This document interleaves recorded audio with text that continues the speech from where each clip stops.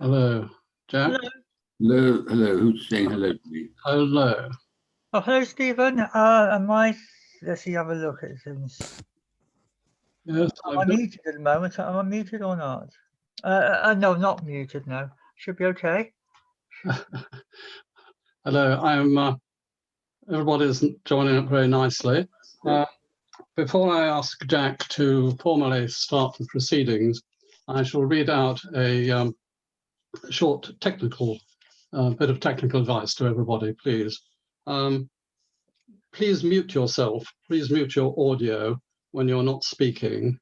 This is just to preserve broadband width. Please be prepared to switch off your video camera if asked. We'll only do this if it's absolutely essential to preserve broadband width, but we're not quite sure how many people are going to turn up, and we might just have broadband problems. Only the chair, Congress admin, and authors to speak during the presentation and question and answer sessions, please. If you want to ask a question or make a comment during the Q&A slots, please type them in using the keyboard and the chat box. They will be taken down and read out. Only authors to screen share, please. There will be an opportunity for an open discussion with sound and video during the open session at the end of proceedings. But if you want to speak then, please raise a hand electronically by pressing Alt+Y on your keyboard. Authors, please note the settings for the meeting will permit you to screen share, but make sure that you switch off your screen share when you no longer wish to display your visual material on screen. You do this by clicking on the red screen share button. Otherwise, if you don't come out of screen share, you will be preventing other authors from sharing the screen, and sorting it out will take time. Thank you for listening to that. May I now invite Jack to formally open the meeting, following which we shall hear briefly from Mark Peterson of the American Literacy Council. Good evening, everybody. Welcome to this final session of the International English Spelling Congress. For those who don't know me, my name is Jack Bovill, and I am the chair of the English Spelling Society. The purpose of this meeting is to provide a final opportunity for authors to promote and defend their schemes, and for those attending to ask the authors questions. As you will know, some 35 schemes were submitted to the expert commission, who produced a short list of 6, and these are the ones we shall be discussing this evening. As requested, the expert commission produced a range of schemes for the shortlist, from the radical to the conservative. The evening will be divided into 6 20-minute slots, one for each scheme shortlisted. The author will make a short introductory presentation, followed by a question and answers. We start with questions already notified to us, and will then deal with those that attendees wish to raise tonight, using the chat box. I hope you're all still with me. There will be some short 5-minute break at 8:05. After the question and answer sessions are concluded, there will be an opportunity at around 9:10 p.m. for an open forum in which people can exchange comments and questions in real time with sound and video. I propose to bring the proceedings to a close around 9:30 p.m.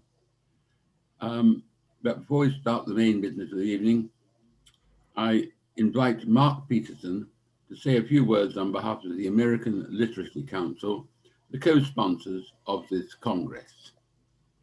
Mark. Thank you. Hello, everybody. I'd like to give you a warm welcome from the American Literacy Council and thank the English Spelling Society and Stephen Lindstedt in particular for hosting this Congress. And here's 2 things to keep in mind as we discuss spelling reform today. First, sometimes radical changes do happen when the circumstances are right. We've all witnessed this past year in remote meetings, the economy, schooling, and travel. Second, we've had a revolution in technology just the last few years, where everyone reads almost everything online. This is an unprecedented opportunity for spelling reform, as a new system can be offered as an option and not forced upon anyone. So this is a great time for the Spelling Congress, and we should be well prepared for such opportunities with our spelling systems and translation software. Thanks again. Thank you. Now I'm going to introduce Christian Siefkes, who's going to talk about light spell. Now, Christian, where are you? Can I find you here? I'm here. Good evening. Good evening. Off Can go. you? Yes, Stephen wanted to show the presentation slide share. Yes.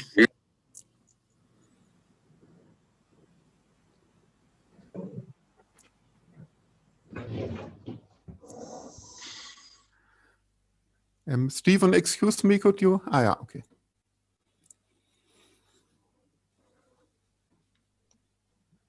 There you are, Christian.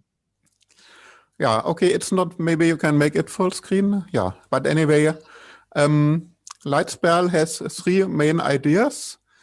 Spelling should be made predictable by creating an unambiguous mapping between sounds and spellings. So if you see a word, you should know how it's pronounced. And if you hear a word, you should know how to write it down.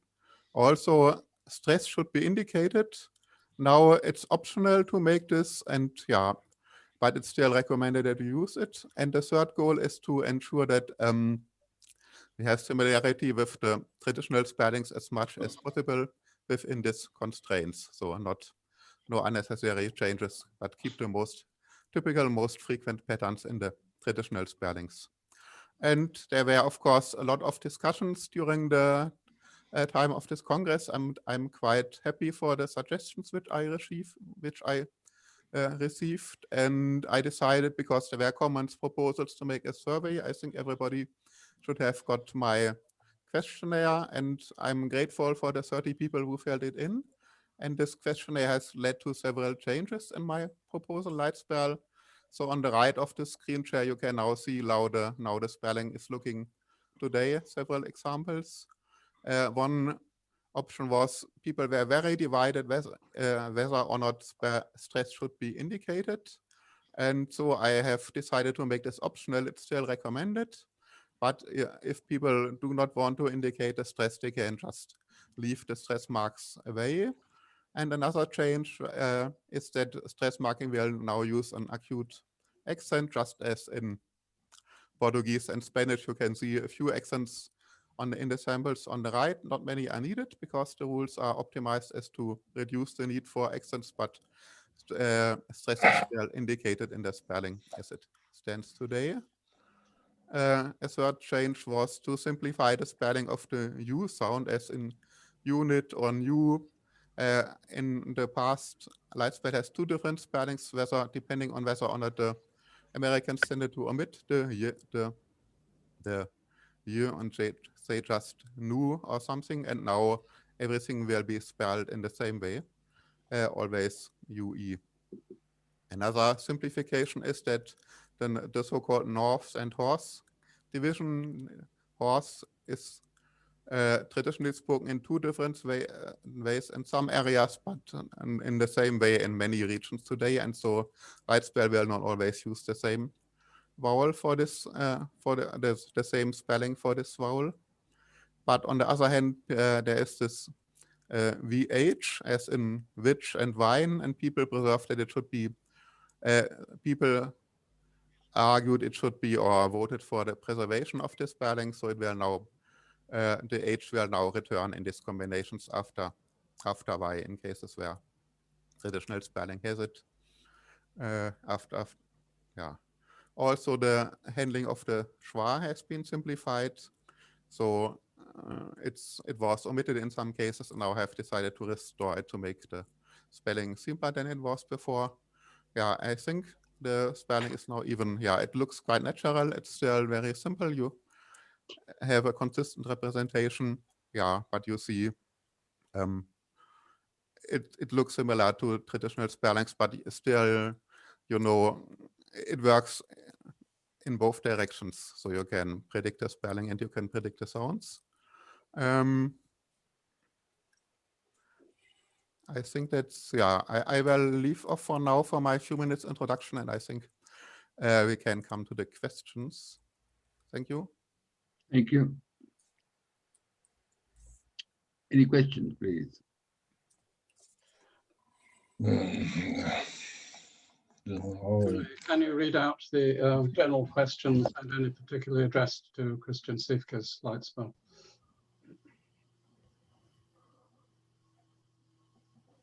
Hello, Julie.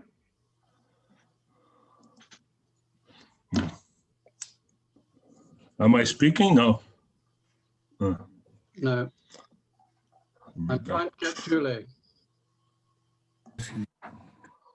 Julie, can you unmute Julie?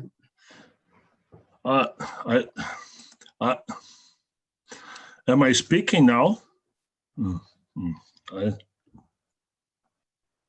I can hear you. Sorry, I'm trying to get. You can hear me? Yes, I'm just trying to get Julie to get. Okay, I have a question, and No, can you put it through the? Can you please put it through the chat box, please? the what? The chat box.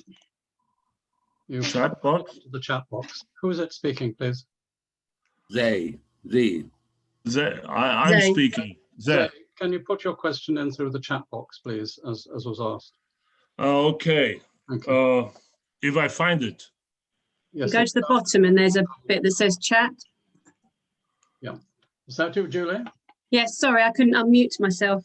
Yes, sorry. Julie, could you read out any questions, please, addressed generally for Mr. Sivkas and then any addressed to him in particular? Yep. And So there's quite a long one from Robert Flores. yes, okay. I'm wondering how the authors propose handling words that are pronounced differently in different countries or regions, more than just a regional accent. Will alternative spellings be allowed? In particular, I'd like to hear from the Soundspell and from Rich Spell Long, so we'll come back to that later. Some examples of words that come to mind and his attempt at the British or American pronunciations are herb or herb, schedule, I don't know, it's written down differently, but I can't pronounce it how we will want it, I'm sure. Aluminium, jaguar, and process. Are there other cases where the authors anticipate alternative spellings? As an example, if the scheme has a short list of common or standard words that don't follow the rules, could someone spell those words using the scheme's other rules anyway, or would following the other rules be considered incorrect in that case? Another example, could C and K be used interchangeably for any words without one of the spellings being considered incorrect? E.g. cat and kangaroo, both with a C, versus cat and kangaroo, both with a K, versus cat with a C and kangaroo with a K. That's that question. Christian, do you Okay, want to okay. respond? Yes. Lightspell is not tailored to fit one specific accent. Also, it's an idea of a more or less compromise spelling, so it should be quite close to the phonetical principle for everybody speaking English. And of course, so there will be minor derivations for everyone, but they should be minor in general. So I think that's preferable to have two or three different ways of spelling things. If you visit my website, lightspell.org, there's a tab International Pronunciation Differences. You can go there, read that page, and everything is exactly documented in which way I have resolved differences between American and British pronunciation in particular. Regarding the cat and kangaroo question, so Lightspell has rules saying in which cases C is used, and in which cases K is used, and so in these both words we would always use C as in cat, so also in kangaroo it's also spelled with C. And another final remark for my website, lightspell.org, you see now on the screen share the things I have changed, but I still have to update that website, so it's still out of date, and I hope to adapt the survey changes in the next 1 or 2 weeks, but it didn't happen yet. It did not happen yet. Thank you. Okay, another question. I do have one to all from Masha Bell. Could the authors please indicate why their scheme should be preferred to the other shortlisted proposals, and indeed to those which were considered by the expert commission and not shortlisted? What distinctive and beneficial features does it have that others do not? Okay, well, I think there are one spelling traditional spelling revised, one proposal, I think it doesn't do enough. There is still a lot of alternative spellings for each sound. So if you hear a word, you still don't know how to spell it, but you still have to know a lot of rules just by a lot of individual words, just one for one. On the other hand, I think that the rich spell short and the read script, they do change too much in my opinion. They are rich spell short has a lot of accents, a lot of diacritics, which make the spelling very strange, a bit foreign looking. Read script even has an entirely new script with several new letters. That's just too much changes. Yeah, and so I think there are three schemes are approximately, they don't do too much nor too little. That is also light spell, rich spell, long, and sound spell. And here I think light spell has a few features that are better. For example, rich spell uses the letter Q, the single letter Q for the sound in quit instead of QU, which is more common, also used elsewhere. Sound spell has a quite unnatural way of writing the long vowels. For example, light spell uses more natural combinations here, such as AI for the sound in Spain or OA for the sound in boat. Also, sound spell doesn't distinguish between the two versions of the TH, while light spell uses two different spellings here.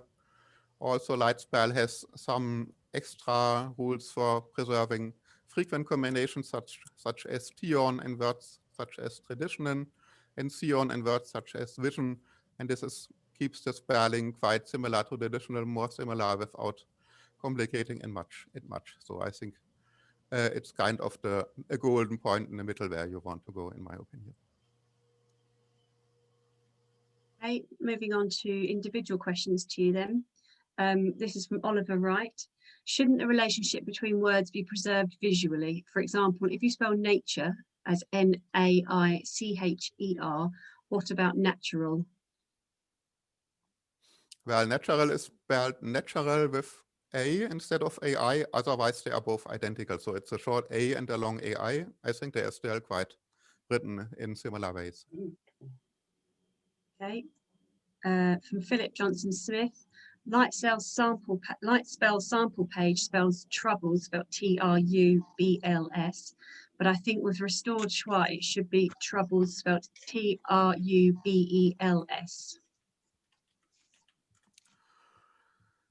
Yes, no, it will be without the A. In this case, I have decided in some very frequent cases, such as this bell at the end of words, there the schwa will still be omitted, but it's only 2 or 3 cases now in it. Before it was more cases, but it's still trouble with BL.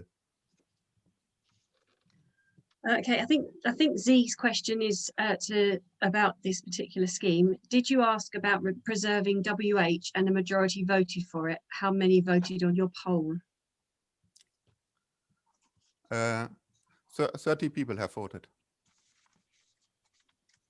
Did you ask about preserving WH and a majority voted? Yes, indeed, I had light spell as originally submitted to the expert commission, didn't have this combination.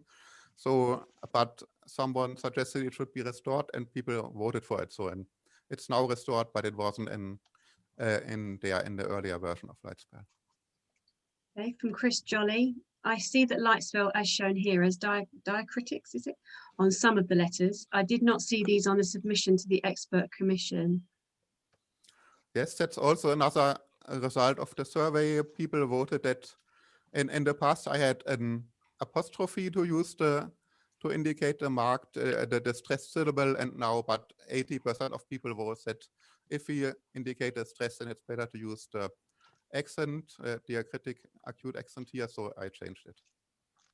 So that's Audrey Melrose, thank you for the discussion. I have concerns regarding the samples given, how the is pronounced, for instance. Does this imply that she will be pronounced the or D?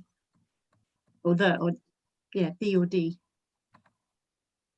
I don't understand. I think it should be D-E-D-H.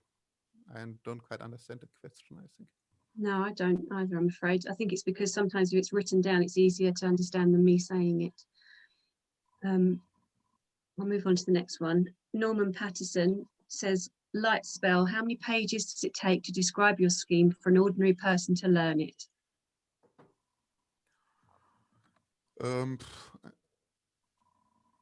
I cannot.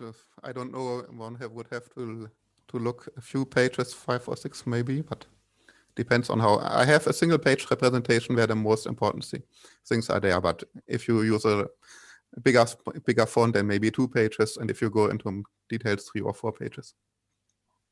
Okay, so I'm going to go back to Audrey Melrose's question now because she's put a new comment on the chat. So she says, I have concerns regarding the samples given, how the is pronounced. For instance, does this imply that the will be pronounced the or de?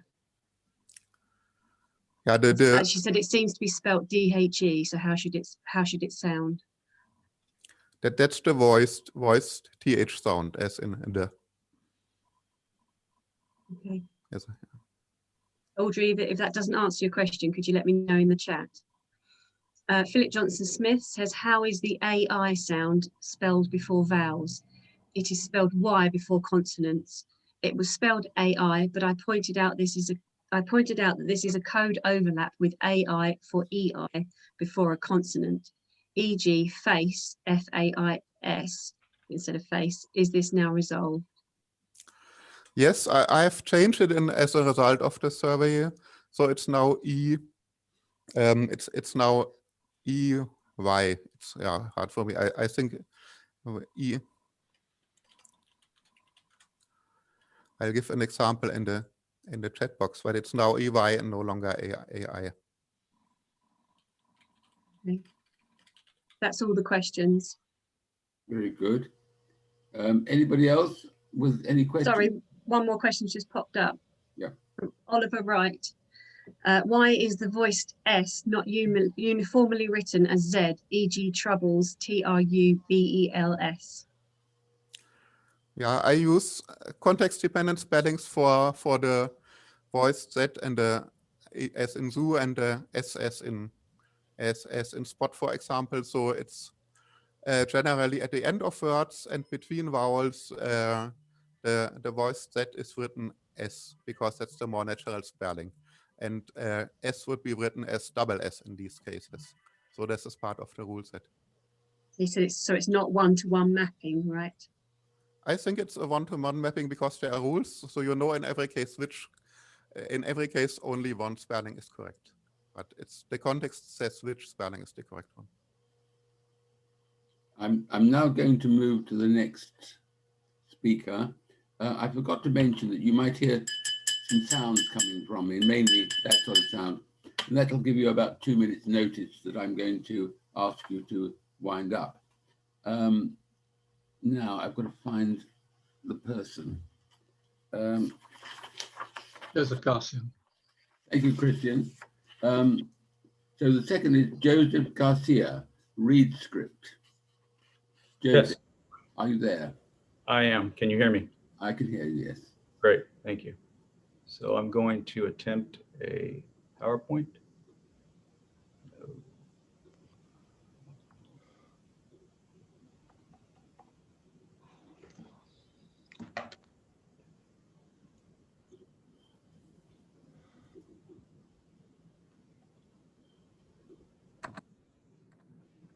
Can you all see that all right? Yes, I can. Great, okay. The first few slides are going to be silent and then I'll do some narration.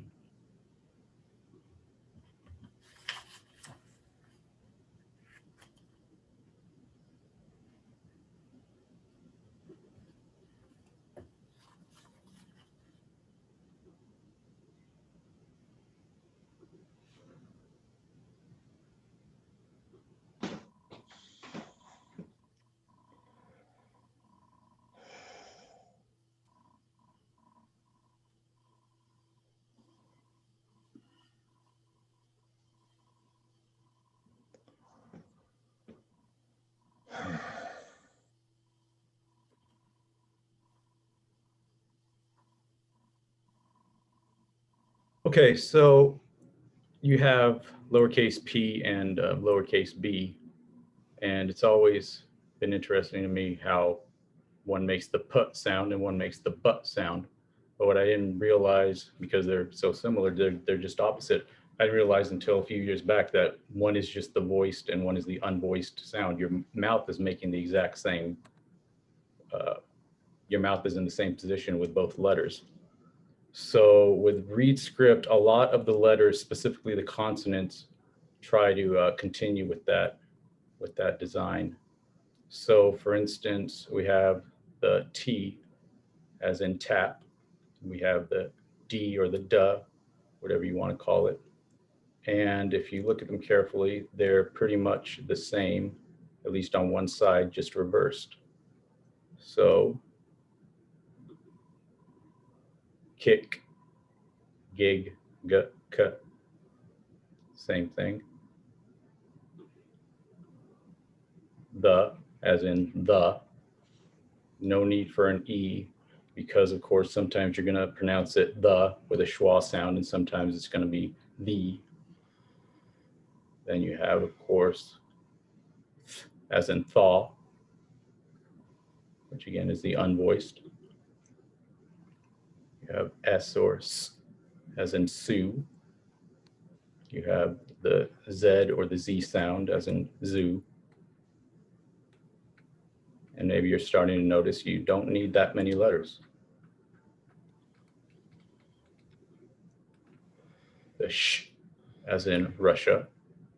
The zh as in Asia. A few more here. Examples, we won't go through all of them because there's not enough time. That's the chuch sound, as in cheese or church. That looks pretty familiar. That's the judge sound, as in gentle. The l sound, the rus sound, as in low or row. You have the H or the H as you pronounce it. And the Y, ha, yep, as in hail or Yale. Again, you don't need that many letters. And we have the V, the V sound as in very, or sorry, the F sound as in fairy. And then down here you add 2 dots and you have very. Again, symmetrical.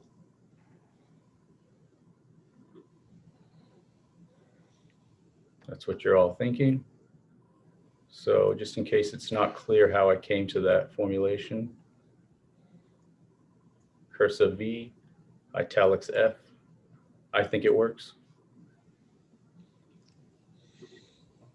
So capital letters, they're really not necessary. It's just you have to learn 2 separate alphabets essentially because so many of the letters are completely different. So if you want to point out that something is a name or needs special indication, there's no reason why you can't just use a dot. I mean, there's a reason that dots are used in so many different languages because they work and they're simple. So why overcomplicate things? Tradition. So in my scheme, you do use R whenever you would traditionally use it, as in the word father. Even if you're going to pronounce it father, it's necessary because it would really complicate things. Over the long run, it would be confusing. So there are a total of 45 letters, but there are only 26 basic letter forms that you need to learn, and those are in red. And there's actually fewer because some letters, like the M letter here and the W letter over here, they're literally just inversions of one another.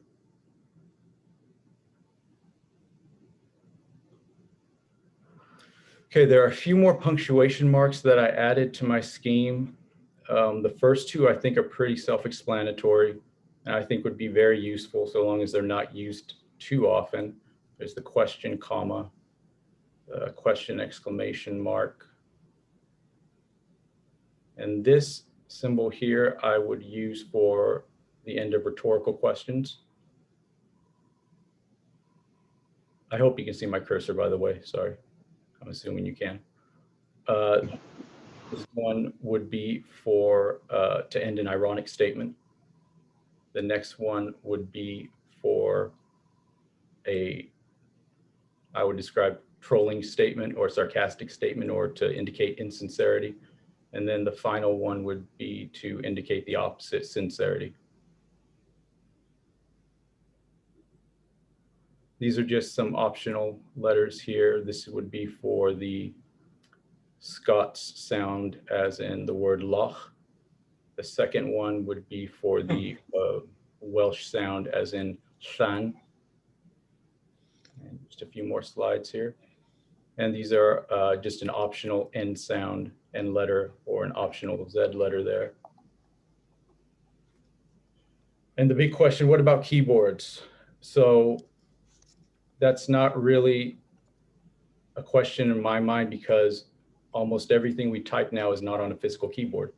Everyone is either typing on their iPhone or their iPad. And in the future, as is shown in the patent over here, which was granted this or last year now, I would imagine within 5 years, even our laptops are going to be replaced with some kind of digital haptic, that is physical feedback mechanism on a screen, and you'll be able to replace a keyboard at the push of a button. So nobody uses typewriters, and nobody's going to be using physical keyboards for much longer. So I don't think that's going to be an issue. Thank you for your time. Thank you. Question, please. Any questions? Yeah, sorry. Okay, so starting with the first one, which is going to be put to everybody.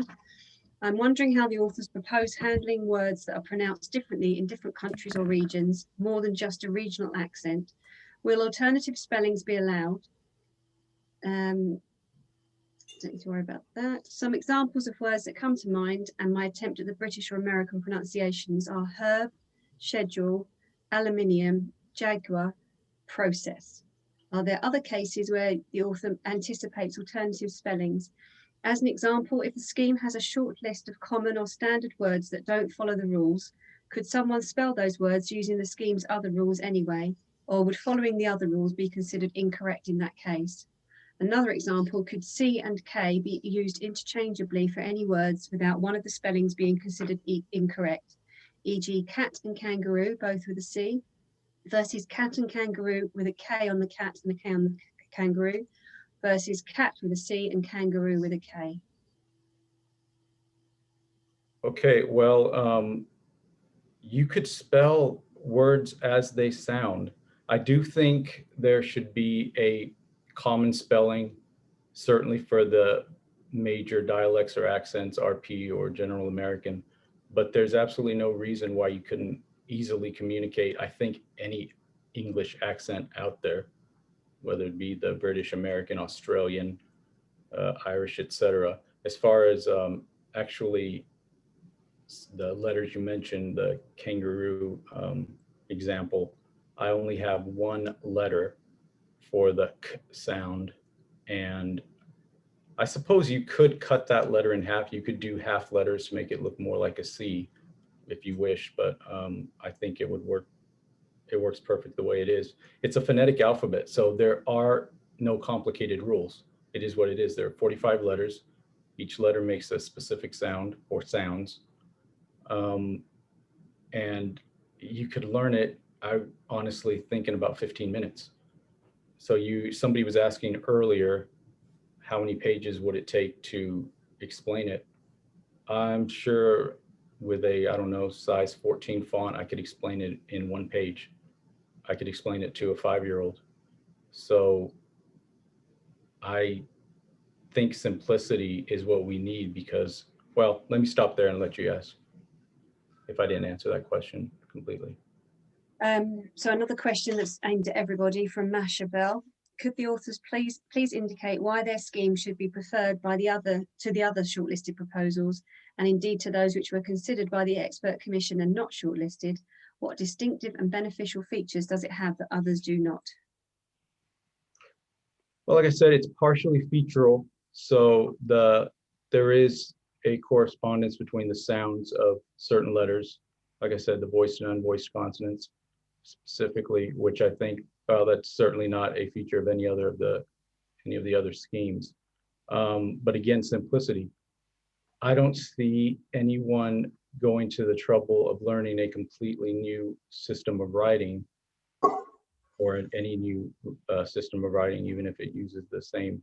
If it uses the same alphabet, everyone is going to essentially look at it, and their brain is immediately going to think that's not spelled right.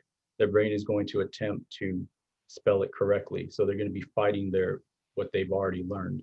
So I don't foresee there being that much of an interest unless it's something that is so simplistic and so obviously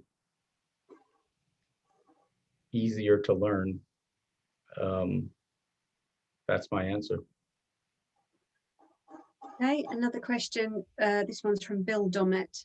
This scheme not only requires learning the spelling scheme itself, but also requires learning a new scheme of written symbols, which are similar to but significantly different from the letters in the Latin alphabet currently used. So not only does the population need to learn and use new spelling rules, which is hard enough on its own, but also has to learn a new way of writing the letters. This will surely make this revision scheme much harder to accept, learn and use, and there will be increased objections from the population because of the need to reformat the strange new characters. The strange new characters will also require changes to mechanical and electronic machinery for written English, e.g. keyboards and printing machines. His question is, could the strange characters in this revised spelling scheme be replaced by current Latin alphabet letters with or without doubling, diacritical marks and or other special marks to expand the 26 letters to cater for the about 40 sounds in English? This would be much easier to learn and use. Okay, to the first part of the question, well, I guess could you repeat the question, please? Just the question part at the end. The first part of the question? Yep. Could the strange characters in this revised spelling scheme be replaced by current Latin alphabet letters with or without doubling, diacritical marks and or other special marks to expand the 26 letters to cater for the about 40 sounds in English? Okay, there is one very simple way that you could do that, but it would be visually horrible in my opinion, and it would not require any diacritic marks. It would not require any special characters. You could simply use the uppercase and lowercase letters separately in order to have one letter, as in ReadScript, present only one sound. So for instance, you could use the K letter for the K sound, and you could use the C letter for the ch sound. I'm trying to think of another example. The lowercase z for the j sound and the uppercase for the z sound.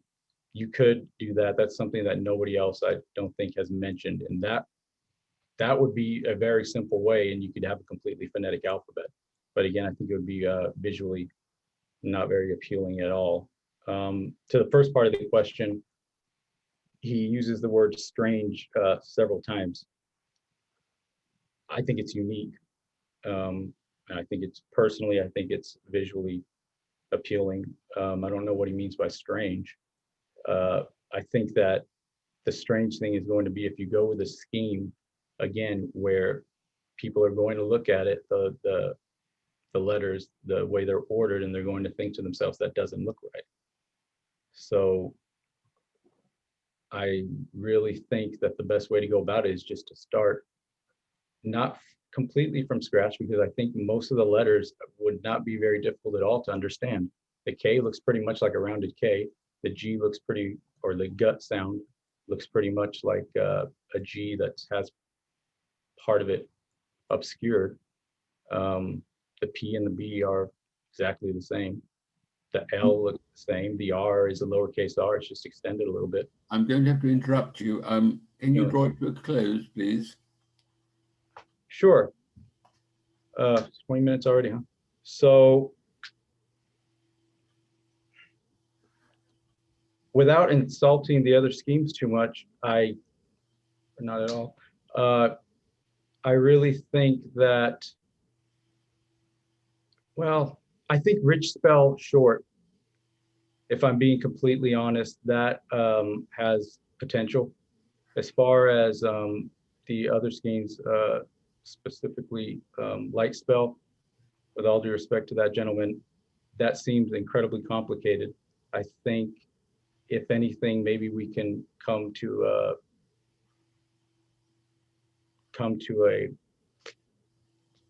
a merger between what I would say is the best way to go about it, which is a completely phonetic alphabet, and a quasi-phonetic alphabet like Rich Spell. I really like the fact that he uses what I thought was my invention, which is putting dots on top of the basic vowels in English. I like that a lot. But Okay, I'm going to stop you there because we've got to run on. Thank you very much, Joseph. Obviously, you're attracting a lot of attention, and maybe that will be dealt with at the end when we come to there. Richard Kilner, where are you? Are you here? Hello, I'm definitely here, but somewhere on the screen. It's your turn to kick off with Rich Spell Long.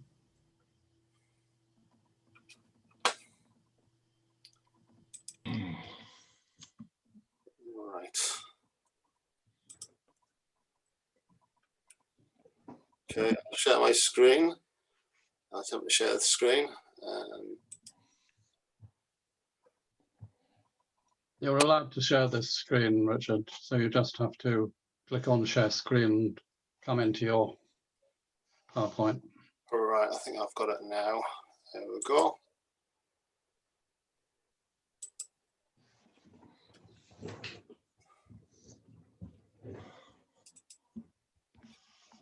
Right, can you see my screen yet? Yeah. Okay, it's a bit of a mess at the moment. I'll click on the PowerPoint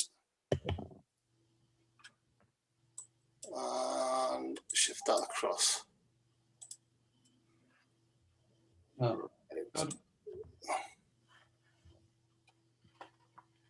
Okay, it's got a bit of everybody else, but can you see that? No. You can't see that? Yes, we can. That's good. Okay. Sorry, right. I'll start now. So sorry about that. Hello, my name is Richard Kilner. I'm a civil engineer. I live in the northeast of England. I've got two schemes for consideration in the shortlist today, Rich Spell Long and Rich Spell Short. Excuse me, I've got the wrong piece of paper. I apologise. I will start again with the correct presentation. If you just give me a moment. This is not how I anticipated it going.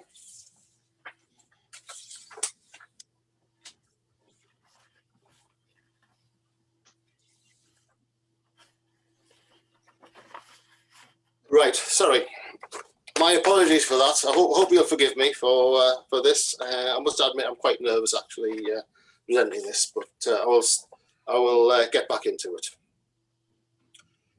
The scheme was developed to be easy to learn for those with little or no knowledge of written English, whilst being recognisable enough to be read by those familiar with the language. It uses the 26 letters of the English alphabet with no accented letters. It provides predictable spelling, removes unnecessary letters, and respells words as required. It retains about 25 standard words from traditional spelling that don't follow the rules to make it more accessible to those familiar with traditional spelling. Each letter or letter combination defines a single sound. For example, C always represents the sound in cat, not centre. Although most sounds are represented in a single way, there are a number represented in more than one, with generally simple rules to determine choice of letter, for example, when choosing between C and K in cat and shark. There are 4 new letter combinations. THH for the start of thin, XS, which is used in expert, ZH, which is used in measure, and UU, which is used in wood. And Q is used by itself as in quit. The 5 long vowels are consistently represented, additionally with AY used for A at the end of the words, the letter O by itself used for or, also at the end of words. So it shows you there on the screen, it's AI for made, or alternatively AY at the end of the word, AE for feed, IE for pie, OA for float, O at the end of the word, and UE for hue. I've introduced some simple rules for consecutive vowels, so you can see how situate and science would be spelled. There are no apostrophes for possessive nouns, so dogs and dogs would still be spelt the same, but with no apostrophe. For the past tense of verbs, would use ed as in planted, but where there's no sound, no vowel sound from that, it would just be a d as in splashed. I've simplified the indistinct vowel sound, or schwa. If a vowel sound can be identified, it's used. If not, the letter E is used. For example, the words pendant and pendant are very difficult to tell the difference between, but they have two spellings for some reason. They would both just become pendant with an E. So I've left an example of the scheme text. It should be familiar to you at the bottom of the screen. And now I'm going to hand over to Stephen for questions. Oh, It's me. Sorry, I apologise. Okay, so back to the one that we're asking everybody. I'm wondering how the authors propose handling words that are pronounced differently in different countries or regions, more than just a regional accent. Will alternative spellings be allowed? In particular, they'd like to hear from you and the Soundspell people. Some examples of words that come to mind are herb, schedule, aluminium, jaguar, process. Are there other cases where the authors anticipate alternative spellings? As an example, if the scheme has a short list of common or standard words that don't follow the rules, could someone spell those words using the scheme's other rules anyway, or would following the other rules be considered incorrect in that case? Another example is, could C and K be used interchangeably for any words without one of the spellings being considered incorrect? And it's the examples I gave previously with cat and kangaroo. Okay, my overall preference is to avoid spelling the same word differently where at all practical. One of the main issues is that if words look pretty much the same in text, anybody would be able to read them who can read English. At its most basic, what I'd look to do is find a common spelling that both British and American speakers could accept and made sense to them phonetically, even if it didn't exactly represent their particular way of speaking. For the more contentious words, I think it would need to be achieved through consultation, as an author's own biases are otherwise likely to give you difficulties. There are going to be some words that would need different spellings, like the American airplane and the British aeroplane, which I think should clearly have different spellings. And I'll just work through the examples that you actually gave. So please forgive any attempt at an American pronunciation. So for herb, herb, I would say it's been treated as a word where some speakers omit a letter from the pronunciation. So would write it out in full as H-U-R-B, knowing that the H might be omitted when spoken. Schedule, I think both pronunciations are used very commonly, and I think both should be provided. I don't think there will be any barrier to understanding. Aluminum, aluminium, again, it's more of a naming issue in the scientific community. They don't seem to be able to agree, so I think it'd be impractical to impose a common spelling. Generally, it's a similar approach throughout. It's a case of trying to find a phonetic representation that doesn't offend one region too much, because in some cases there isn't an ideal solution, but I would look to actually minimize them. So, in addressing the cat kangaroo example, there are specific rules for when to use C and when to use K. So essentially, C is used generally, except when it would tend to confuse people familiar with traditional spelling. So if you had a CE sound, people might tend to think that was centre. So in this case, cat and kangaroo would both be spelt with a C. I think that's Okay, really so I'll the. move on to the next Yeah, okay. question then. From Masha Bell, could you please indicate why your scheme should be preferred to other shortlisted proposals and indeed to those which were considered by the expert commission and not shortlisted? What distinctive and beneficial features does it have that others do not? Right. Essentially, I was aiming for two things. First one, to make it as simple as possible. But again, it's the balance against making it something that can be readily understood by people familiar with traditional spelling. So it's generally the problem that we all have. So I kept the number of letter or letter combination representations down to a small level. There are some little bits of repetition where I think it would be useful to keep the words looking similar to traditional English. And so, I mean, things I did that other people haven't tended to do, I've done a different way. The use of TH or THH for this and thin. It's one of those areas where there isn't an easy way of telling from text which one it is, whether it's the voiced sound or the unvoiced. So I think that seems like a gaping hole to me that needs to be filled. It's not particularly good looking, the THH, but I think it actually fills a gap, and it isn't actually as frequent as the normal TH spelling. In terms of the other schemes, I think, as it was said before when discussing light spell, rich spell long, and sound spell have a lot of similarities, because essentially they've tried to sort of rationalize and make spellings consistent, but try to keep a lot of similarity with traditional spellings. So you obviously get compromises there, and we've used different types of compromises. But in terms of what you can actually do using the 26 letters, I think it's quite close to how how simple you can actually get it. I think I'm about finished there. So, Okay. Is there another question? There's plenty. Might want to keep the answers shorter and I can get through some more. Sorry. Did you hear that? Sorry.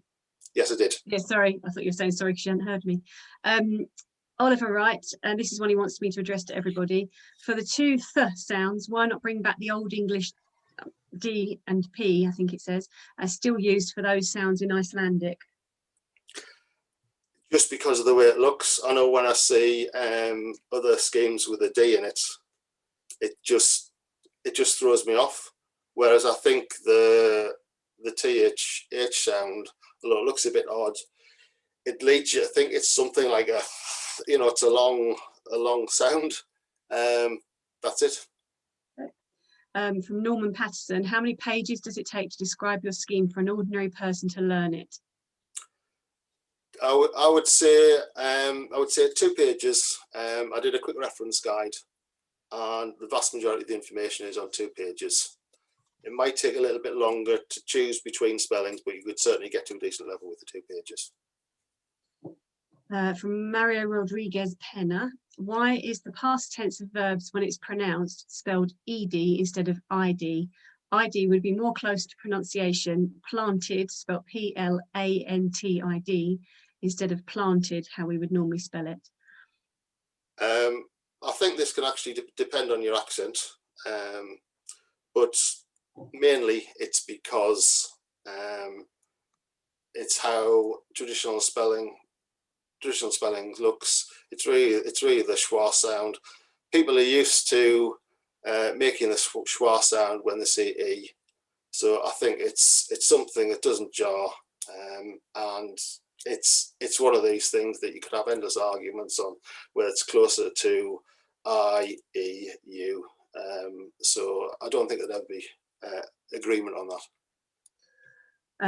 From Z, I use reformed spelling every day in my books and in my personal correspondence and any sort of writing. So I would hate to use something I suspect is unpopular.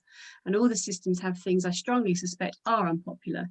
So would you be prepared to make a survey on all the differences between your system and the others? In the case of the 4 similar schemes, light spell RSS, short RSS, and long sound spell.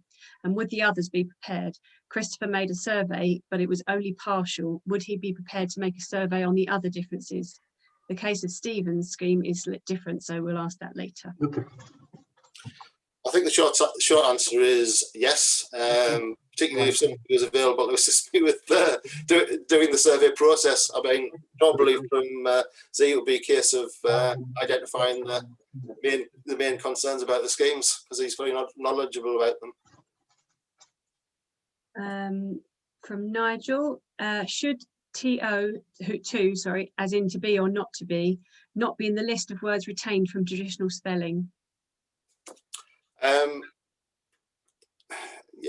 the case has been made. It could possibly be. I thought TOO is the sound that if people say the word slowly, that's the sound they make. So I didn't think there was a problem. Yeah, I wrote this question, and I want to send it to everyone. Click the thing. Click everyone. No, click the text. Could you mute yourself? Sorry. Where? On here? Who's that? I can't see who that is. Elizabeth Baycroft. Elizabeth Baycroft. Could you mute yourself? Yes. Thank you. From Norman Patterson, what is the difference between TOO and would WUUD vowels? The would vowel, WUUD. Yeah. Yeah. It's one I have difficulty with because I don't differentiate where there's essentially 3 sets of vowels. There's the OO vowel, there's the UU vowel, and there's the U vowel, and I only use 2 of them. So I believe it's the sound that you'd have in would, put, could. The people in Scotland, North America tend to use. It's a sort of a sound, which is different to the U sound. So it's one I actually found very difficult to explain, but I think it's really somebody who with the accent that differentiates them would actually have to illustrate it, because my accent just doesn't stretch that far. But nevertheless, there is a difference between sort of the words look and soon,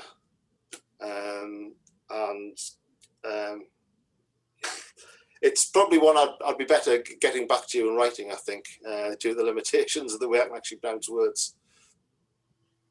Okay. Why not spell splashed as splashed, SPLASHT, as it sounds? It's a valid point. I just went for simplicity. Even though it is a D, it would lead you to the splashed with a T pronunciation without actually thinking about it. If you're trying to make English spelling easier and more phonetic, is it really necessary to introduce tetragraphs like THH in thin? Wouldn't this make spelling more complex? Sorry, trigraphs. Yes. They've written that as an extra bit. It just goes back to the point, there's nothing in current English spelling that actually differentiates, tells you whether it's the voice TH or the unvoiced TH sound. I think people with English as a second language often find that difficult to appreciate. It's not an issue for people who've grown up speaking English and then learn spelling, because it's automatic for them. But if you've actually got to look at text and you don't know what the word is, how on earth are you going to know which sound it's supposed to make? This is just a comment. It says this is where IPA comes in very handy. Yeah, that was in reference to the whole look versus soon thing. That was me. That was my comment. From Christian Bodor, I'm not sure what he's actually asking. I'm going to leave that one, I'm afraid. From Philip Johnson Smith, it is also where Icelandic letters P and O with a squiggle over the top would be better for the unvoiced and voiced TH. Those two sounds are th and the. Right. They look like p and d, but they actually are, and they were used in Old English and are used in Icelandic now. Thank you for the enlightenment. I think my main concern would simply be they are so unintuitive, counterintuitive, I would say, for people familiar with traditional spelling. As I've just pointed out with my reading of them. Christian Bodor says Latin diacritics, and Philip Johnson Smith again, I think he's just explaining his letters that I got wrong. That's all for the questions. Very good. Any more points you wish to make, Richard? No, I think I've covered everything I need to make at the moment. Okay. We're running well ahead of time, about 4 minutes ahead.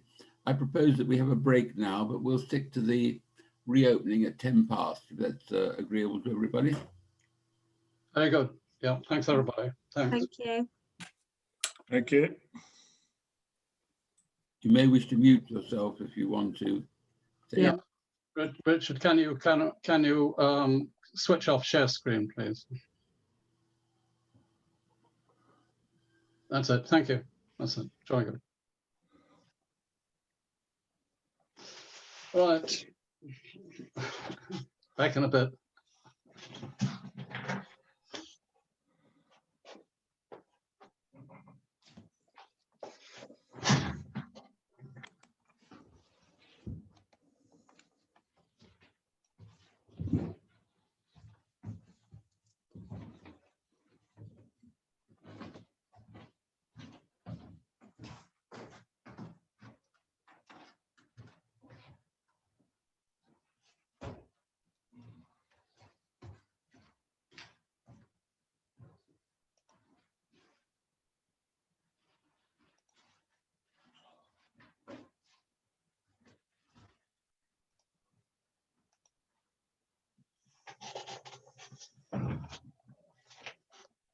That's just for something during the intermission.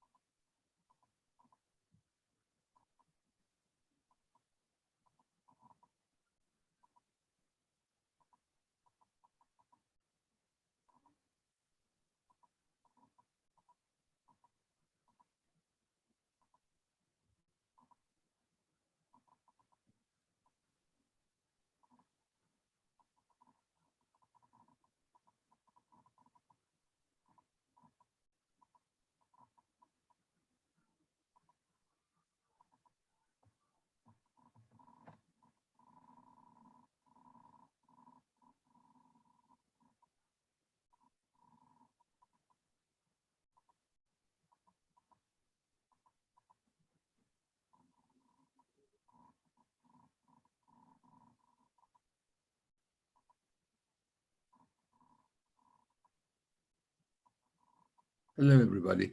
It's now 10 past. So you can, if everybody can hear me, I'll press on. Now, the fourth contribution is from Richard Kilner. Now, Richard, can you disclose yourself on the screen? No. Richard Kilner, I can see you're there, over there. You're muted at the moment. Yes, should be back any moment now. Okay, I'll leave that for a second. Hello, I'm back with you. Very good, Richard. Nice to hear from you. Video. Rich spell is your speciality. Short. Rich spell short. Off you go. Okay, thank you. I'll just attempt to share my screen again. If you give me all right.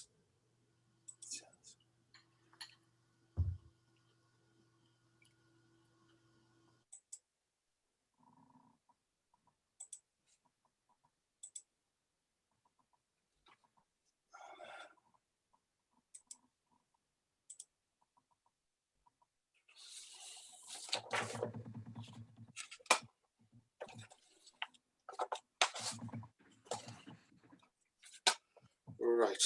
Okay. I'll start now. Just checking. Can you hear me? Okay. Yep.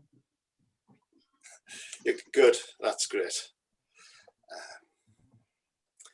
So what I'll do now is nothing unusual, but I'd like to take you through everything you need to know to be able to read. I'm going to start with consonants. There are 20 single letter sounds. And they're exactly as you'd expect.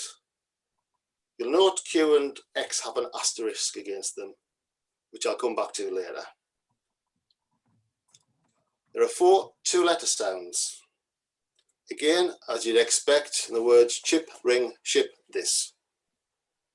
I'll discuss TH shortly. There are some missing sounds. There's 2 of them.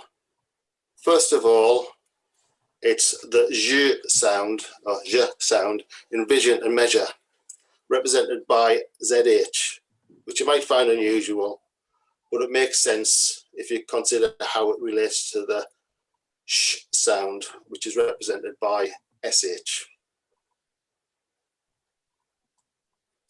The final consonant sound is the th sound in thin and thank. Traditional spelling just shows you TH and expects you to know how it sounds. The combination now clearly identifies that sound, and the normal TH sound just simply defaults to the softer voice sound in this. So that's the consonants done. Now the vowels. The 5 short vowel sounds are as you'd expect. There are 4 R-controlled vowel sounds, which look how they sound, as in hair, far, forward, and fur. Those with a North American accent would pronounce the R's. Those with the rhotic accent, like me, wouldn't pronounce the R's. There's 5 other 2-letter vowel sounds, again sounding how they look, as in bar, taut, void, soon, foul. There's also a missing vowel sound, which I'll highlight.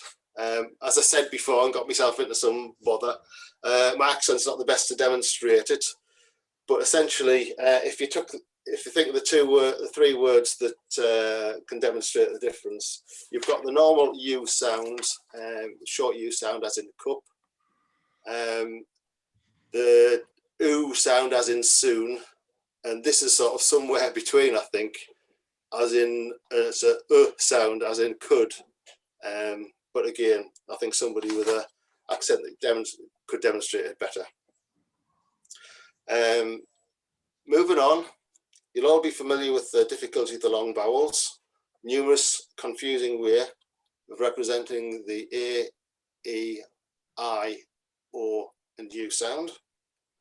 Rich Spell Short just tackles this head on by using each of the 5 vowel letters with a grave accent to represent the long vowel sound. It makes words shorter and easier to read. Doesn't matter where in the word the long vowel is. You see the accented letter and you note the sound of the vowel name. It works especially well with consecutive vowel sounds. I've shown radio and piano as examples. You can see clearly where the long vowel sounds fall within the Rich Bell Short illustration. The final sound we'll have to deal with is schwa, which is a weak, indistinct vowel sound. To be clear, I'm only referring to those sounds where it's not possible to be sure which vowel it sounds like. Something of a sound like the end of given or problem. The scheme represents schwa by the letter E, mainly because that's how it tends to be written in traditional spelling. So people are used to making the sound when they see it. ER is used for the rhotic version of the word, as in amber or under. And there's a bonus. Unlike traditional spelling, the scheme differentiates schwa from the short E sound as follows. It's pronounced as a short E if it's in the first syllable of a word, like desktop, or followed by a double consonant, as in nutshell, or followed by a multi-letter consonant, and as a fresh. So otherwise, if it doesn't have these, you know it's schwa. There are some brief rules for reading. I've used 3 standard words, I, you, for to represent people, and the. Going back to pronouncing X and Q, just to clear up any confusion. X always represents the GZ sound in exam. KS would be used for the sound in fox. Q always represents the KW sound in quit, which would now be spelled quit without a U. And the double R after a vowel signifies a short vowel sound, so there's no confusion with rhotic vowels. For example, between the first syllable of barrel and the word bar, you can see the difference. And this rule continues through the 4 short vowels. So to finish, a brief note on suffixes. The past tense of verbs is indicated by ed only when the E sound as in planted. Otherwise, it's just D as in splashed. For plurals, the third person singular verbs as well, with an S at the end of the word in traditional spelling, more often is actually pronounced like a Z sound, particularly in words ending in ES, such as buses. Foreign language speakers will often pronounce the S spelling literally. For example, the plural of I as ice, not eyes. The use of Z or Z guides readers to the correct pronunciation. The same applies for possessive nouns where Z is used and apostrophes are omitted. So in about 5 minutes, I've taken you through everything you need to know to read Rich Bell Short. It's not going to take much longer to explain the whole thing to a new learner. It's the easiest and most straightforward of the new 6 spelling systems, which I should hope makes your decision easier on how to vote for the easiest, most straightforward system. I'll just leave some text up there that you should be familiar with, and I'll go over to the questions. Let me know if you want me to clear the screen. Okay, I'm going to go straight to the chat this time so we get some different questions. This is from Catherine. As you consider the double consonants are your least favourite part of your scheme, and the double consonants were added to handle the schwa, as you already use accent marks, would you be willing to use a different accent or some other mark on a vowel to denote a schwa? I would be willing to do that. It would be a very neat solution. My concern is, would it be a step too far for everybody else to accept? From Norman Patterson, how many pages does it take to describe your scheme for an ordinary person to learn it? It takes 1 page. If you look on my personal view summary on the website, there's a quick reference guide which actually shows it all on 1 page.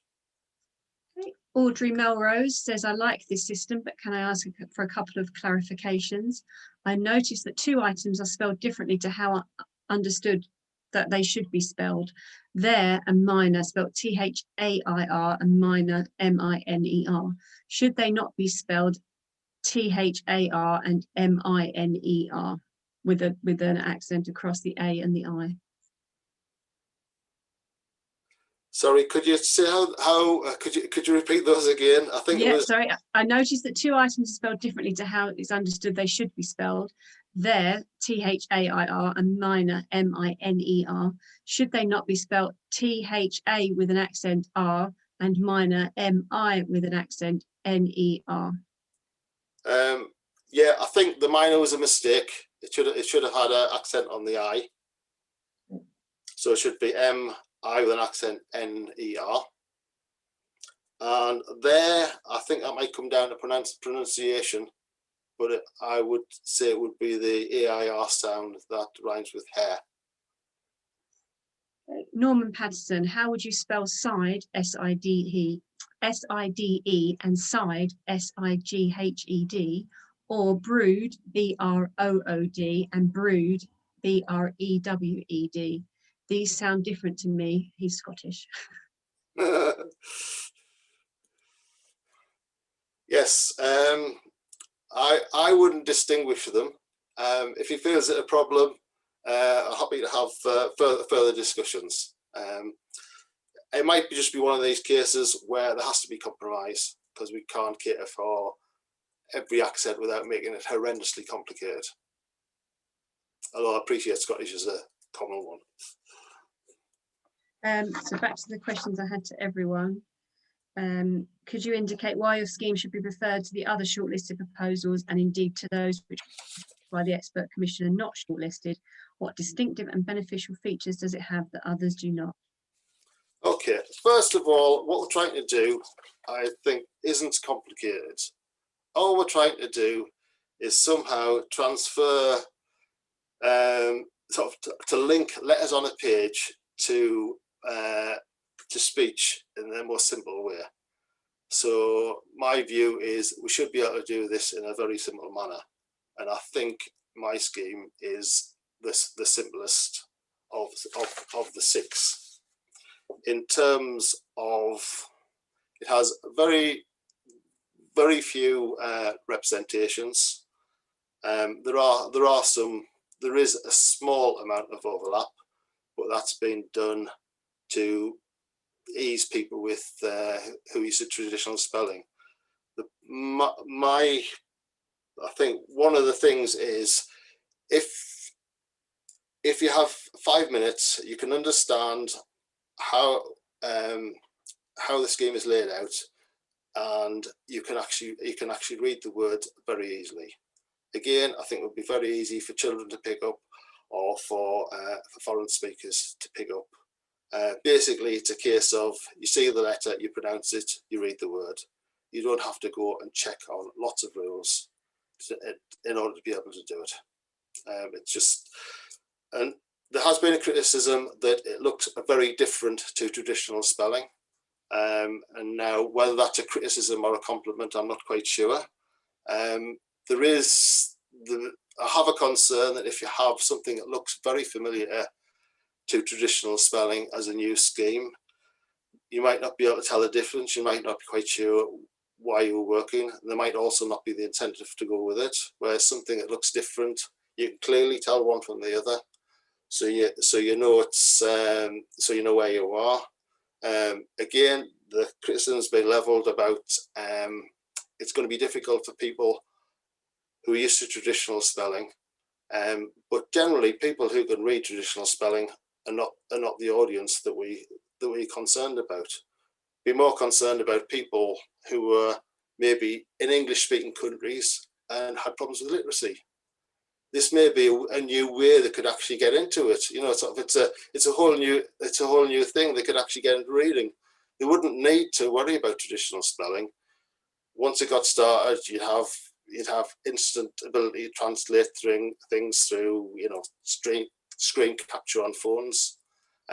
So it might give people who are really struggling with spelling at the moment a way to bypass having to go through the traditional spelling route.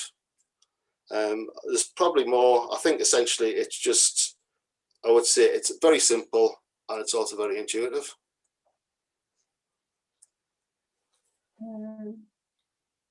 Go to the one that's, I'm wondering how the author's proposed handling words that are pronounced differently in different countries or regions, more than just a regional accent. Will alternative spellings be allowed? To be honest, I think my response is much the same as for Rich Spell Long. Essentially, try and match spellings where you can, but recognise there are going to be some words that are going to be different. And what I would say is there needs to be consultation, because I can look at words and think they're going to be easy to, but an American might look at a word and think, I haven't a clue what that is. So there needs to be some discussion. Are there other cases where you would anticipate alternative spellings? And the example is the C and the K for cat and kangaroo. That from me, same as your other scheme. Well, in this case, it's dead easy, because the cut sound would always be represented by K, so there's no thought needs to be given to that. Right. I think there's just some different words quoted in the. Oh, hang on, no, there's more. Let me see if there's more. Many people don't like that different dialects have different spellings, so wouldn't it be better to leave words with different pronunciations in British RP and American GA as they are in TS? I'm just trying to get my head around exactly what that question's saying. Would you read it out again? Yeah, if you could read it out again, that'd be useful. Many people don't like that different dialects have different spellings, so wouldn't it be better to leave words with different pronunciations in British RP and American GA as they are in TS? I mean, words are generally spelt the same, apart from the, as far as I'm aware, between RP and General American, other than the ones that came out of Noah Webster's reforms, such as colour and colour, and the organise Z against S enter words. So I don't think there's a particular advantage in having different spellings. I know people pronounce the same letter with a different accent, but I think as much as possible you should be looking to unify the spellings, as long as it makes sense to the people who are using them. I think that for questions, there's a few statements made in there, but otherwise that's all the questions, I believe.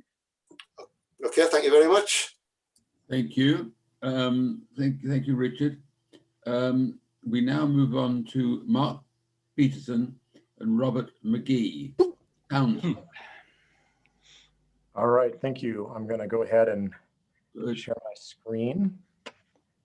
See if I can do this. All right, and is that working? Yes? Yes, it is, yeah. All right, great. So I'm going to talk today about SoundSpell, and this is a proposal by the American Literacy Council, myself, Robert McGehee, and Alan Mole. And I want to talk a minute about traditional orthography. How does it work? Well, we're all here because the rules are multiple and conflicting. So one sound to many spellings, one spelling to many sounds. And there's a lot of exceptions even to those rules that are not phonetic.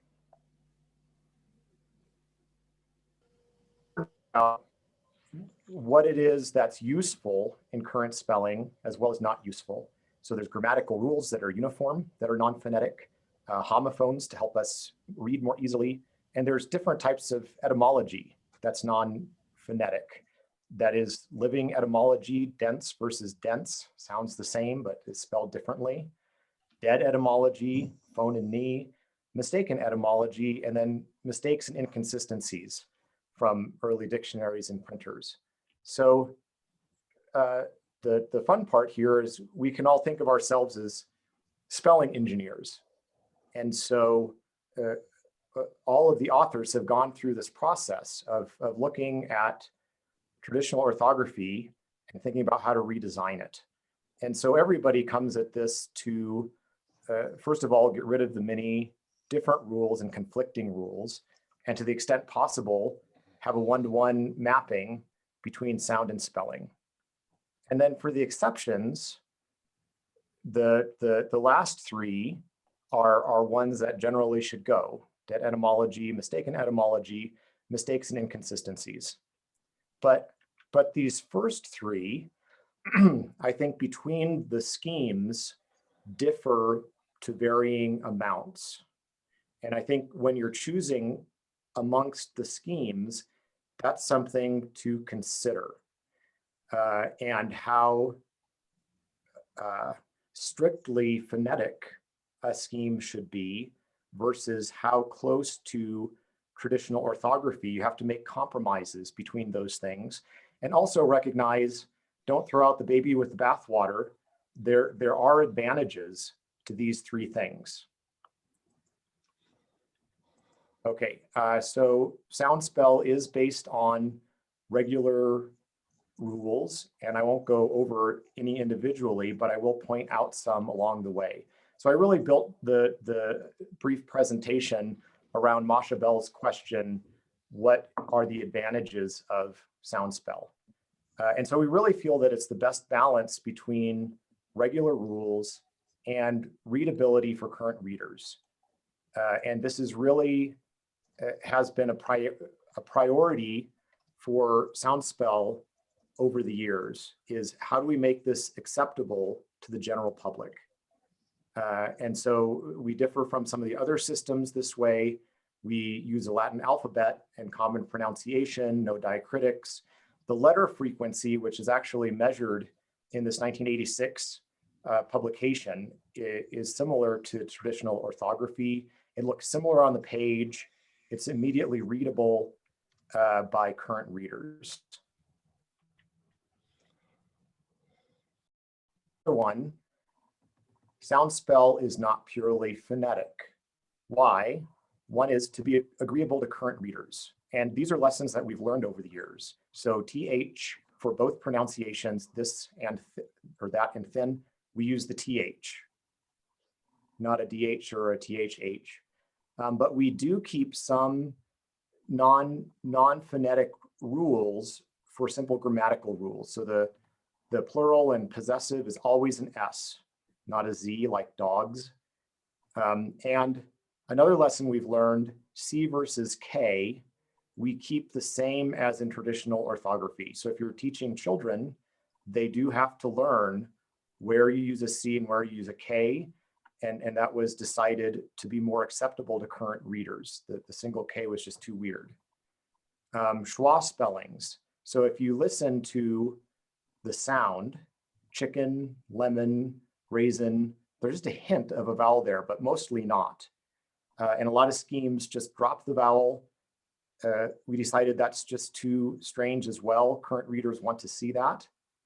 And so that's more acceptable. Same thing with, you can call it a schwar, better, caller, doctor. Again, it's not very well pronounced, but there's a hint of it there. And then similar rules, there's special rules for AR and ARR to look acceptable to current readers. And then there's other reasons to not be purely phonetic, for efficient reading. So the word sign principle, high frequency homophones are spelled differently in some cases. So high frequency, not just any homophone, no and no, those are used all the time, high and high, etc. And then living etymology, someone asked about this earlier. It is useful to see that words are related, even when they're pronounced differently. Symbol, symbolic. Telegraph, telepathy. So there's slight differences in pronunciation, but we don't want to do pure phonetics there. Also, implicit syllabification. So there's spelling differences in Soundspell that we have in traditional orthography. Flower, flower, sounds the same, but there's a slight difference in the number of syllables there. Real in a fish and real or fake. And so that also helps interpret as you're reading. And so Soundspell is also based on many years of experience. So really our system comes directly from Ronthaler and Leyes, 1986. And they were designing their system, which they called American Spelling, and we renamed Soundspell, but it's theirs, on the past systems and the experience with that. And specifically, New Spelling used only the K and the DH, and that was, I think, harder for current readers to accept. We do have 3 new digraphs: the UU, which we've seen today earlier, put versus put, AA in father, ZH in vision.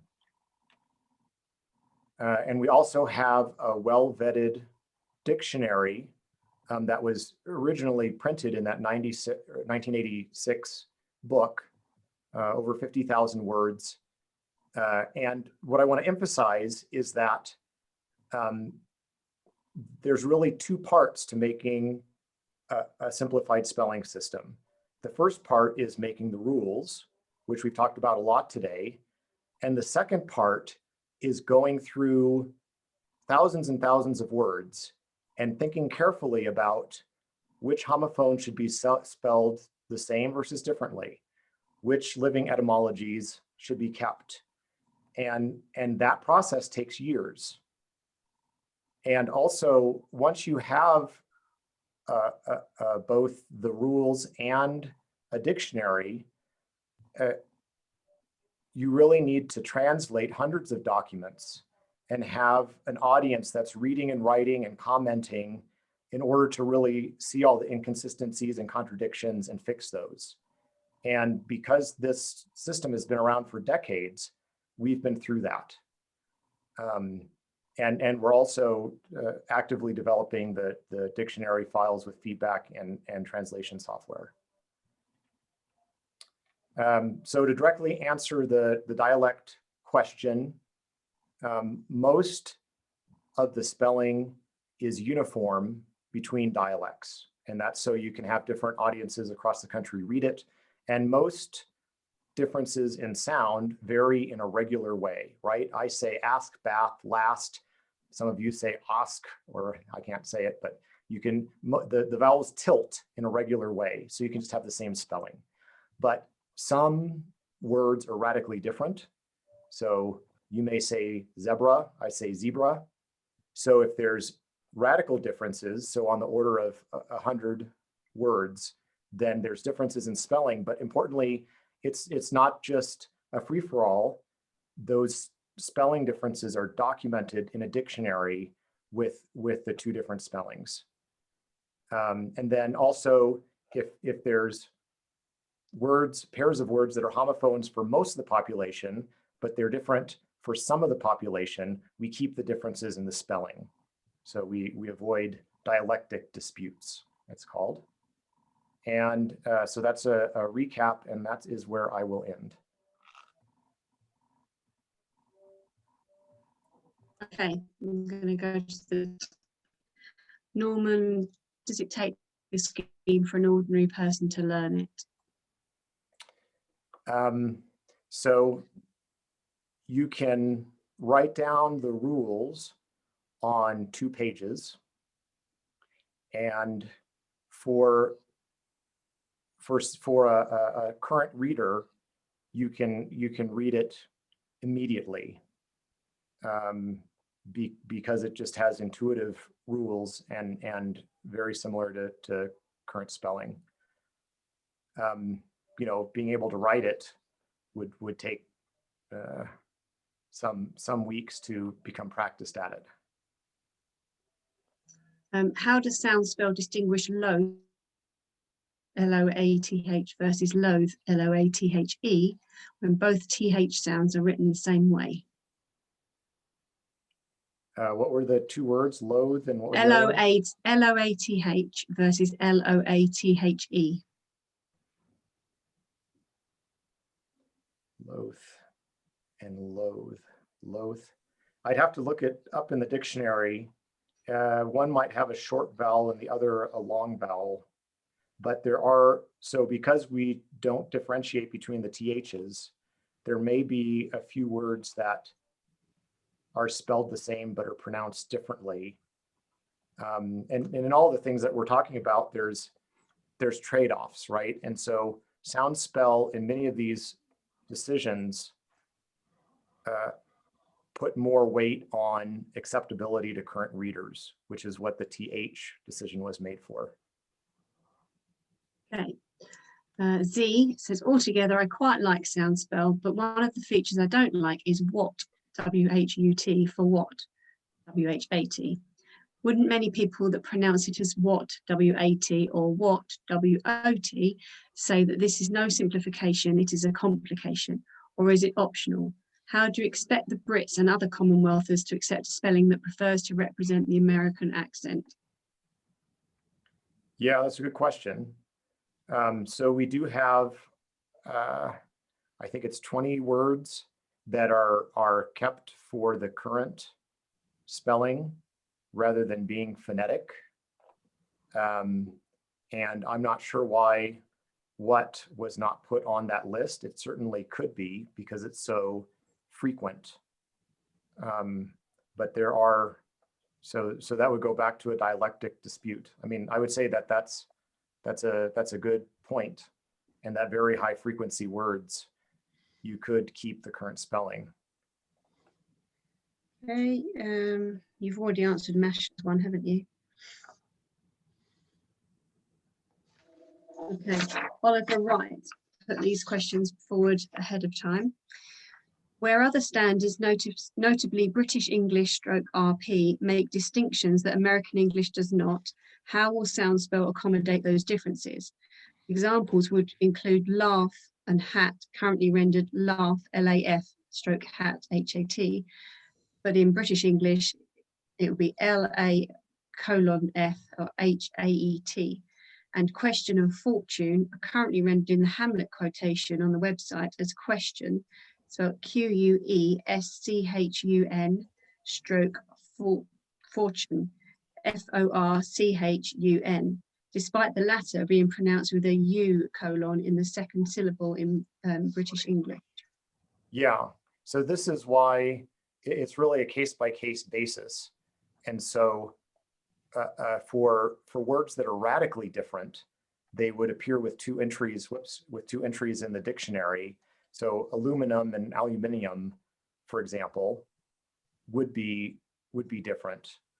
And so laugh. So if it's a difference in the way that the vowel is pronounced, then it would most likely end up on the list of spelling the same.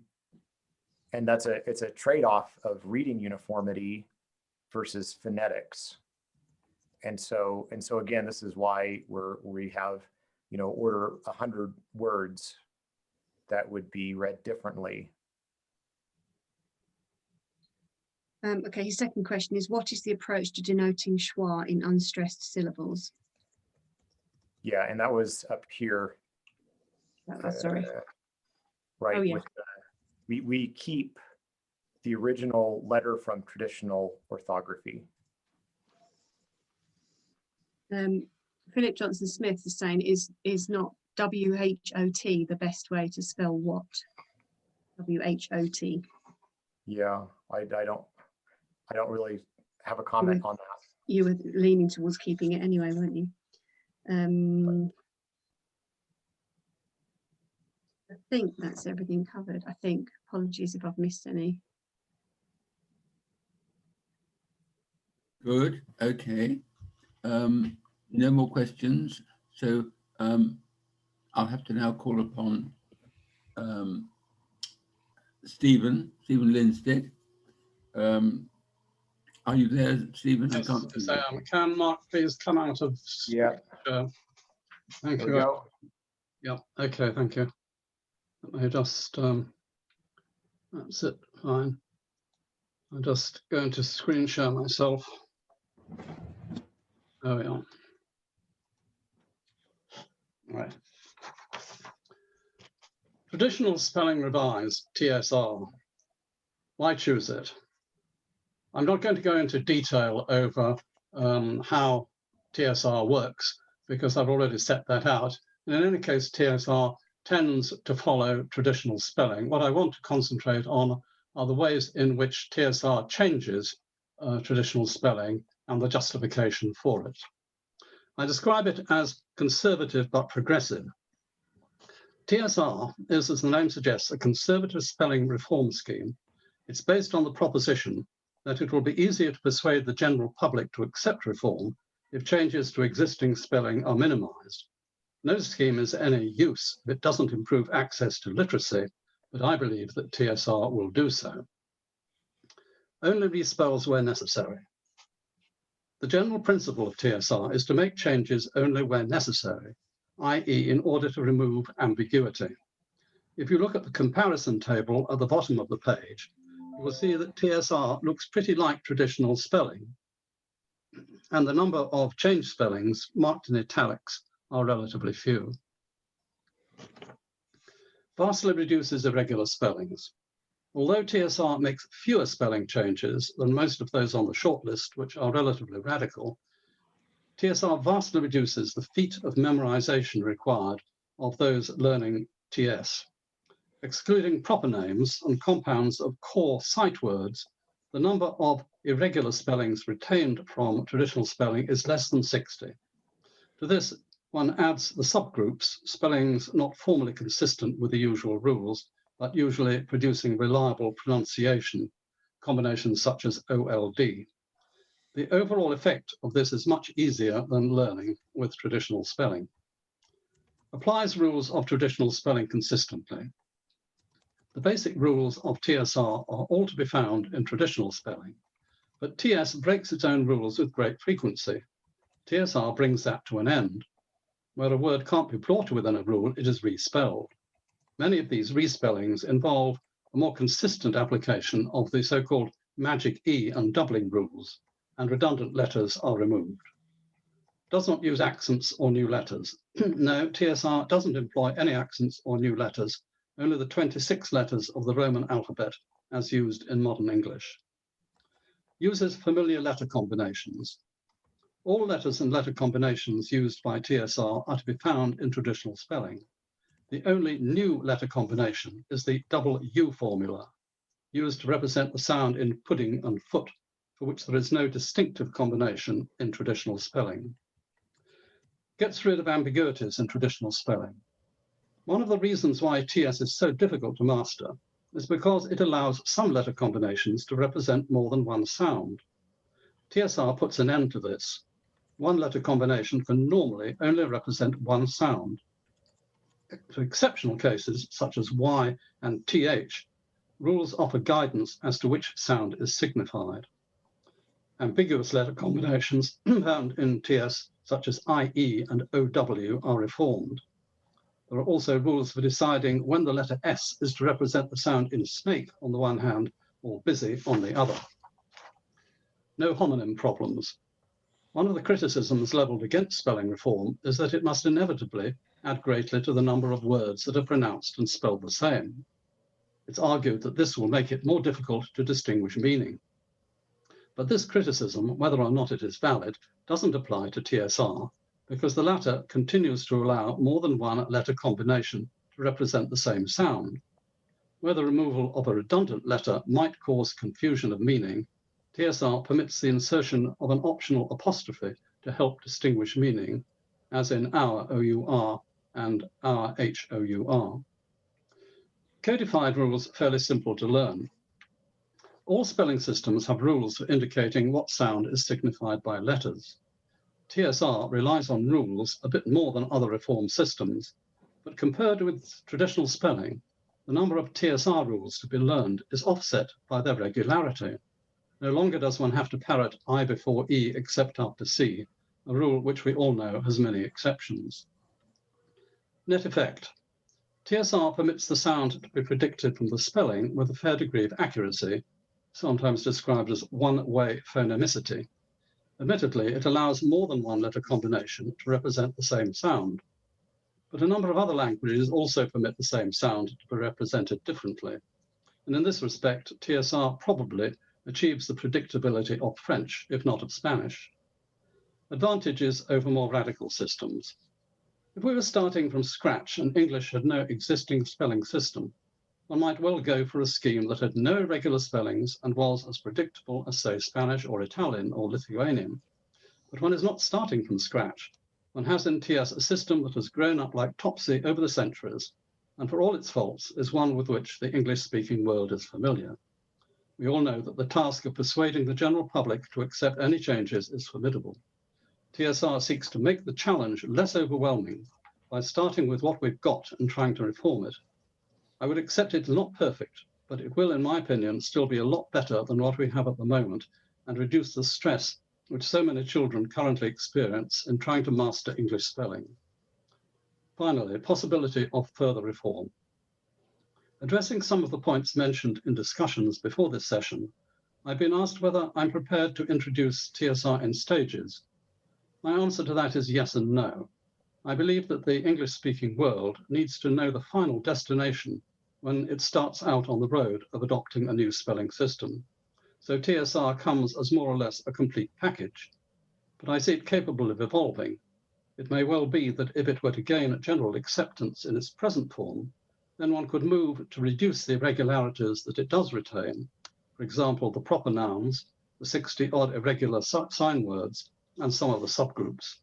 And I also believe that it would be helpful to have some kind of continuing commission, perhaps as a non-governmental organization, to promote the new scheme and to consider possible improvements over the years. That, in a nutshell, is my case for TSR, and I will now happily endeavour to answer any questions. Thank you, Stephen. Julie. Okay. So we've got one that was addressed earlier on. This is from Bill Dommett. There is a general agreement that the current spelling rules in the English language and the vast range of exceptions to the rules include aspects that are ambiguous, confusing, and sometimes unnecessary.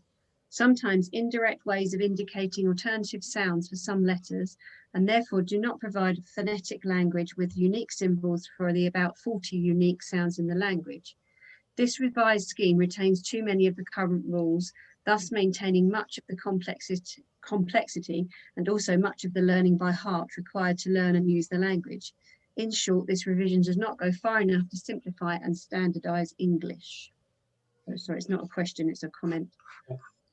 Well, I accept that it is not as radical as some of the other ones, and some of the other ones allocate one letter or a letter combination to one particular sound. That I accept with TSR. What I don't accept is that it involves too much memorization. As I've said, I believe that the rules are relatively simple, although they are larger in number than with the radical schemes, and that the task of memorizing irregular words per se is relatively small.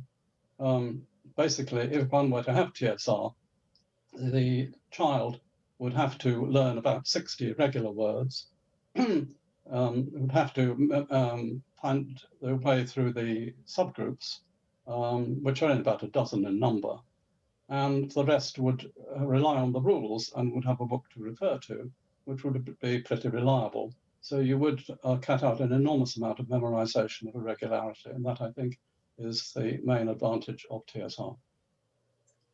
How many pages does it take to describe your scheme for an ordinary person to learn it? I would say that if you were writing something for the general public, it could easily be accommodated in the 12 pages summary that is already on the website. The irregular words are about half a page. The subgroups to be memorized are 1 page. The rest are basically the rules, which are all based in traditional spelling. Sometimes they have to be finessed a bit because traditional spelling has got so many irregularities and exceptions. Why is the spelling of cavern changed? I can see no need for that. Because cavern doesn't really obey the doubling rule. The magic rule says that if you have stressed vowel followed by a single consonant followed by a vowel, then that lengthens the first vowel. So technically it would be caven, not cavern. So the V is doubled to make sure it's cavern and not caven. That's a rule based in traditional spelling, but not really obeyed by traditional spelling. Without accents, how do readers know to pronounce vowels different? How to pronounce vowels differs, e.g., although A-L-T-H-O with an A sound rather than with a capital A sound rather than a small a sound. Not sure I totally understand that question. The No. combination O-U-G-H, of course, is one of the worst aspects of traditional spelling, because you can pronounce it as uff or ow, and various other ways. Traditional spelling rationalizes ambiguous combinations such as that, although would be spelled A-L-T-H-O, and words such as tough would be spelled T-U-F-F, leaving O-U-G-H for words like bow. I don't know if that answers the question, but that's how I deal with that particular combination. How does TSR differ from a phonics program that allows multiple ways to spell a phoneme? It's not a teaching aid. All teaching aids, whether they're things like synthetic phonics or otherwise, can't cope totally with the problem of learning irregularities.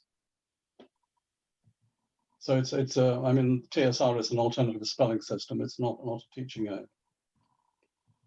The system is okay in principle, but with not many rules, but such a lot of exceptions. I couldn't learn them. Would you consider submitting those exceptions to be voted on by members? I'm prepared to accept that the list of irregularities is one that could be changed, but I think if you look at the list, it is not impossible to memorize it for your average school child. I mean, a list of 60 core words that have to be memorized, and they're fairly common ones, I don't think is all that difficult. The kind of, if you multiply that by 10 at least, that's what the school child has to learn under traditional spelling. So I would say that the task of memorizing irregularities is greatly reduced in TSR. Could you indicate why your scheme should be preferred to the other shortlisted proposals, and indeed to those which were considered by the expert commission and not shortlisted? What distinctive and beneficial features does it have that others do not? Well, I think I've addressed that question to a large extent in the brief summary that I gave, which is basically that TSR is conservative. And although that has some disadvantages compared with the radical schemes, it has the major advantage that it minimizes the amount of change. Therefore, for the person who, and I suspect that's the majority of most people who have got a vague interest in spelling reform, don't want to see too much change, and TSR accommodates such people. If I were to look at the individual other schemes, I would just make one or two comments.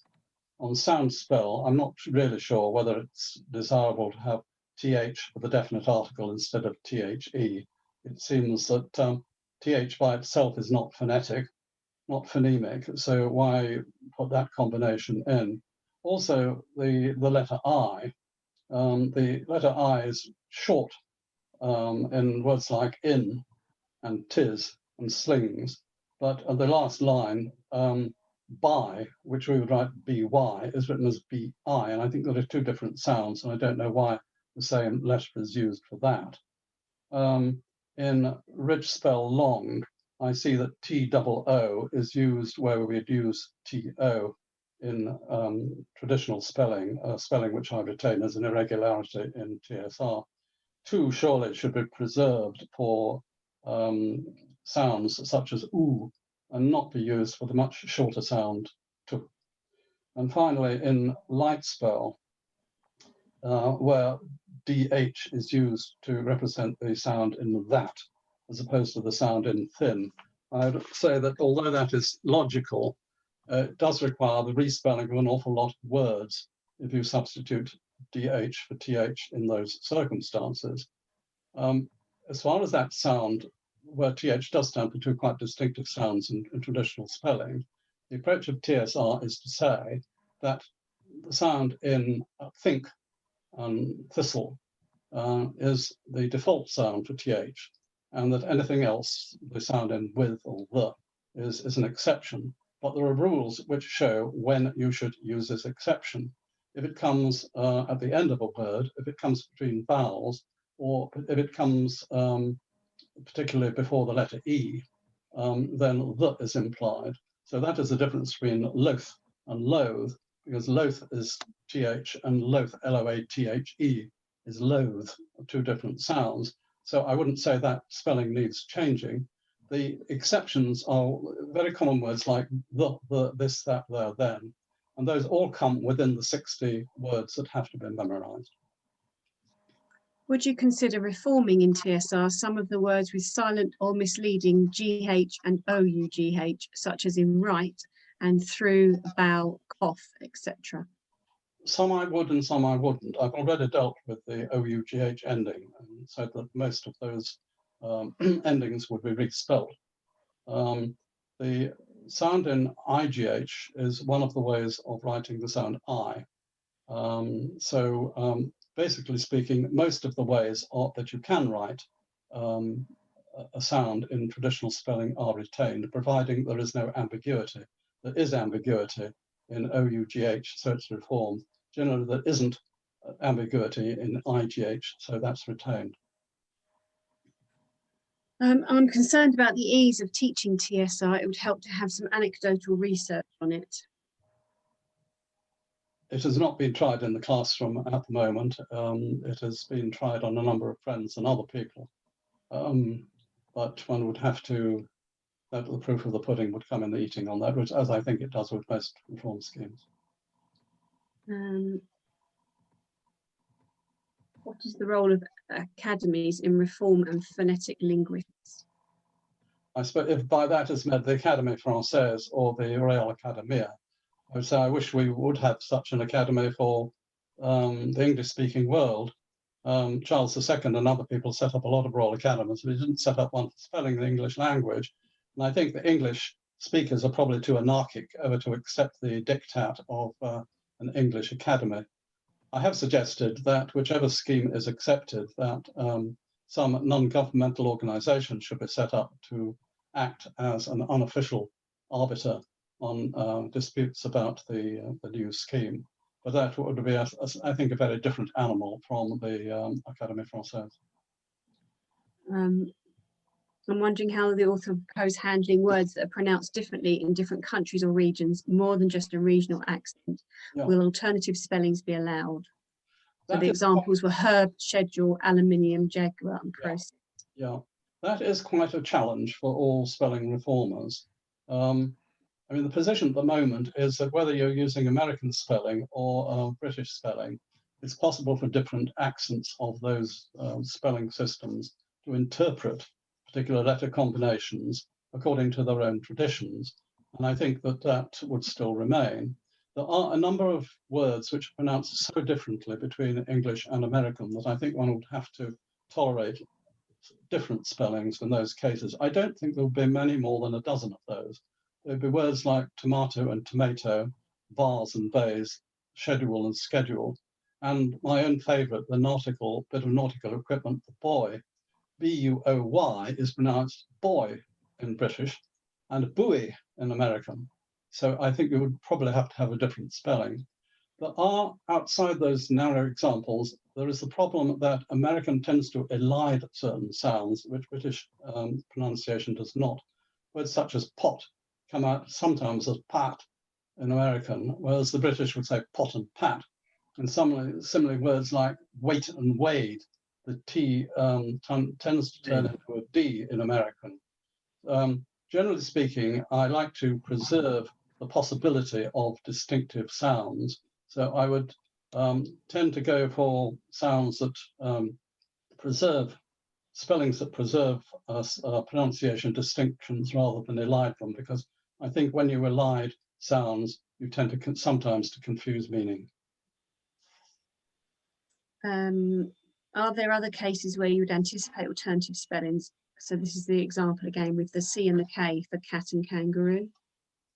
No, you don't need it for cat and kangaroo because traditional spellings rules does have a rule as to when C represents K and when it represents S. Basically speaking, if the K sound comes before an I, E, or a Y, then it must have, it's pronounced S And therefore, if you have a word like kitten, you have a K in front of it to show that it is kitten and not sitten. Other vowels, this rule doesn't apply. So I don't see much need in changing the general rule of traditional spelling as to when a K is used or when C is used.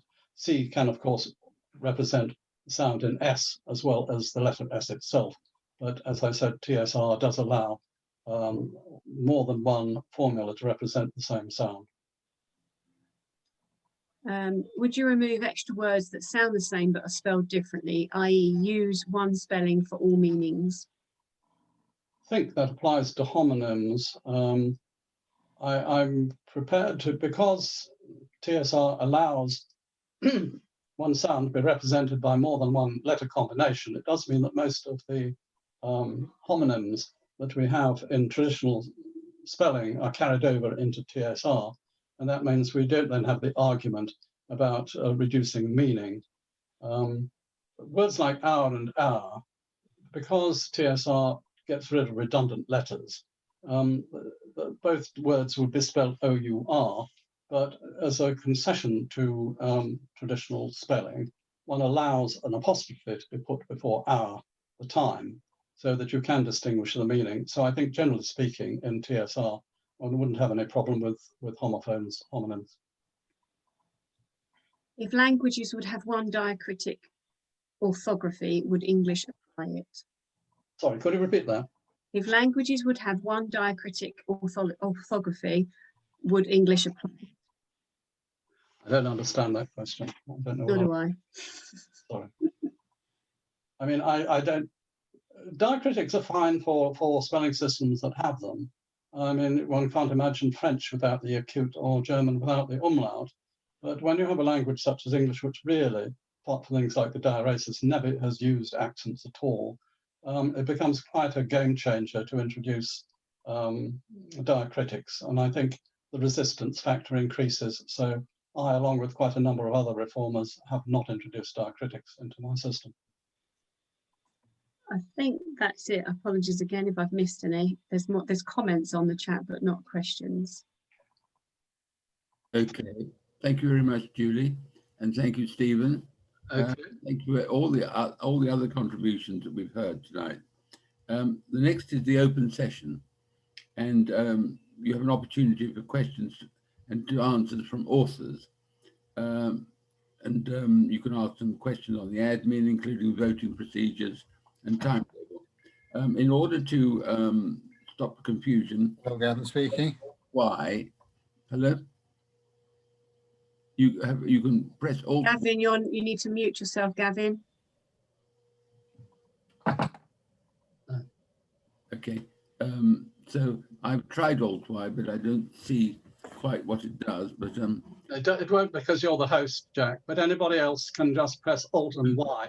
It kind of raises a hand up like that, and hopefully you'll be seen. Okay. Keep flicking through to see if I can spot somebody's got their hand up. If that doesn't work, just go like that.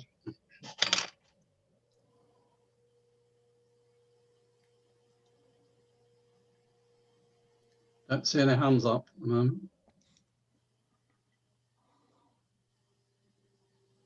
We must have silenced people with all our questions and answers. Put mine up as a test. Can you see it, Jack? Yes. Yes, I can, yes. So if anyone's listening, you just need to go into reactions and it's one of the options in there. Yes. So press Alt and Y, that does it. Audrey, Melrose. Hello.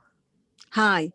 I'm a lay person. I have nothing to do with education other than I was one of the guinea pigs in the 60s who experienced the system that was brought in then for the phonetic alphabet, which was called ITA. And there was a lot of research done at the time, and the system was used for a great number of years. I missed the last session, unfortunately. I'm not sure if it's ever been touched on or explored, or if there's been any critique of that system.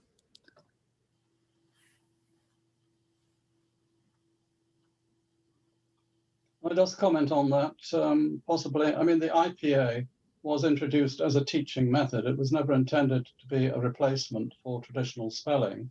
It got off to a good start, and there was a lot of debate as to why it failed. One of the ones, it wasn't sufficiently supported by the education establishment. There weren't enough books written in ITA.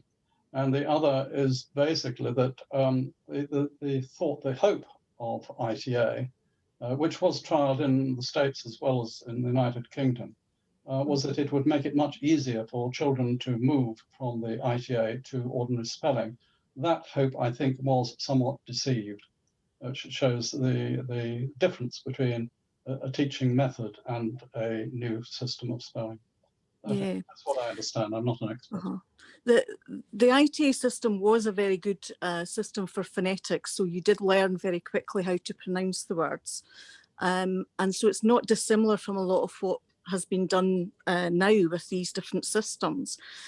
One of the problems was the transition back, and that was the real problem, was the transition back to using the English language. And what you learn first, obviously, is the thing that sticks with you. And people who learned that tended to have great difficulty relearning how to read the way we normally read English.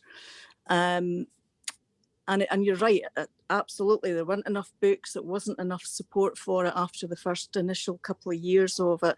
So I'm really quite excited about this new systems that you're looking at because of that, and the fact that I know a lot of people who learned to read from this system, the ITA system, who couldn't learn from the normal system or our normal English language. Because it's phonetic, it's much easier for them to understand, including people who have dyslexia and some learning difficulties. So yeah, I'm excited because of that, and I'm looking forward to seeing the outcomes of this. Perhaps I might add a few points as well, because of knowing the ITA quite well. So my name's Chris Jolly, and I publish within the early teaching of reading. And as you say, Audrey, the ITA did have a good record in research of enabling children to learn to read. The research tended to be stronger on attitudes, and it talked about very positive attitudes. And it talked about children doing well. I think against today's patterns of research, it probably wasn't as quantitative as much as it should do. But as you say, one of the big problems was the transition back. Yeah. And one of the features of the initial teaching alphabet was a sort of total immersion, where traditional orthography was not shown at all. So there wasn't a ongoing familiarity. Children were just given the one scheme. And the belief was that they would learn to read first, and that was separate from learning to spell. And to an extent that was true, but in practice, the transition was a difficult one, as you say. It was also made more difficult by the fact that within a class, children tended to transition at different times. So for a while, the teacher would actually be using both spellings, both orthographies at the same time. One for those that were still on ITA and one for those that were already transitioned to traditional orthography. But I think the overall message from ITA is that reforming English spelling has a benefit for children in learning to read, and that the need is to find a way in which it can be more acceptable. It was the case with the ITA, where the difficulties were. I personally also think that unlike many of the schemes that we've seen just this evening, ITA was visually quite different from traditional orthography to a greater extent than was necessary. And that had it been made closer, it would have made the whole process much simpler. But I'm very, very pleased to hear that you have come away with a positive feeling from your experience with ITA. That's really nice. Can't spell for toffee, but but I'm fine otherwise. I think Masha had her hand up next. Masha, unmute. Thank you. Unmute, Masha. You're muted. You're muted, Masha. Oh, right. Okay. Can you hear me now? Yeah, I mean, totally agree with what Chris just said. It was really the different appearance of ITA that kind of put people off, and they changed far more in a way than was necessary. And I think your scheme, Steve, it has a big advantage that it actually is just trying to get rid of problems, because as a spelling system, apart from two things, having no unique spelling for short like in or rather for put and good and that, and having the th spelling, two different sounds.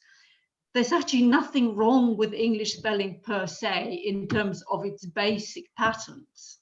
The thing that's wrong with it is having so many exceptions. So if we can just reduce the exceptions, and that I had put a question to you, would you consider, for example, concentrating on just the things that are very clearly wrong, like the daft spellings for short vowels, like friend and head?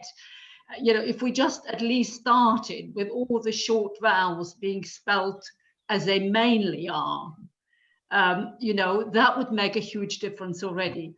Consonant doubling, allow it to be completely sensible, so it actually makes sense, so you don't have rabbit habit and all those sort of contradictions, or the long E sound. I mean, or with two letters, why not just a double E? I mean, even if we just did that, short vowels, the main thing is to concentrate, I think, on getting rid of stuff that stops kids learning. That's for me, that was a lesson from ITA, that if you make it easier, kids learn much faster. And you don't have to go over the top and throw the baby out with the bathwater. You can just make things better. Norman had his hand up, Jack. Norman had his hand up. Hello. There's a question, probably Chris Jolly would be able to answer this best, about the ITA scheme. How well, or did it address at all the different accents of the spoken language, like American and New Zealand and Australian and so on? Or was it purely set up for received pronunciation in England? Norman, thanks. It didn't. So there wasn't a mechanism for addressing even things like Bath and Bath. And yet ITA got to be used very widely. It got very widely used in the States, and it got used right around the world. And at its peak, it was used in 10% of UK primary schools. But you're right. I don't think that was something which contributed particularly to its demise, but I do think it's something that is practical to address, particularly things like the Bath and such like. This must be possible to address without having to have different spellings. I accept that things like aluminium and aluminum are likely to cause different spellings, but for words that essentially have simply dialect differences, after all, path and path is a common variant within England even. Good. Now, Audrey, you've had your hand up. Or have you lowered it? If you press Alt and Y again, it should come down, Audrey. But I think Richard had his hand up. Jack. Yes, Richard. Richard, where are you, Richard? You're muted, Richard. Right. Can you hear me now? Yeah. Yep. Okay.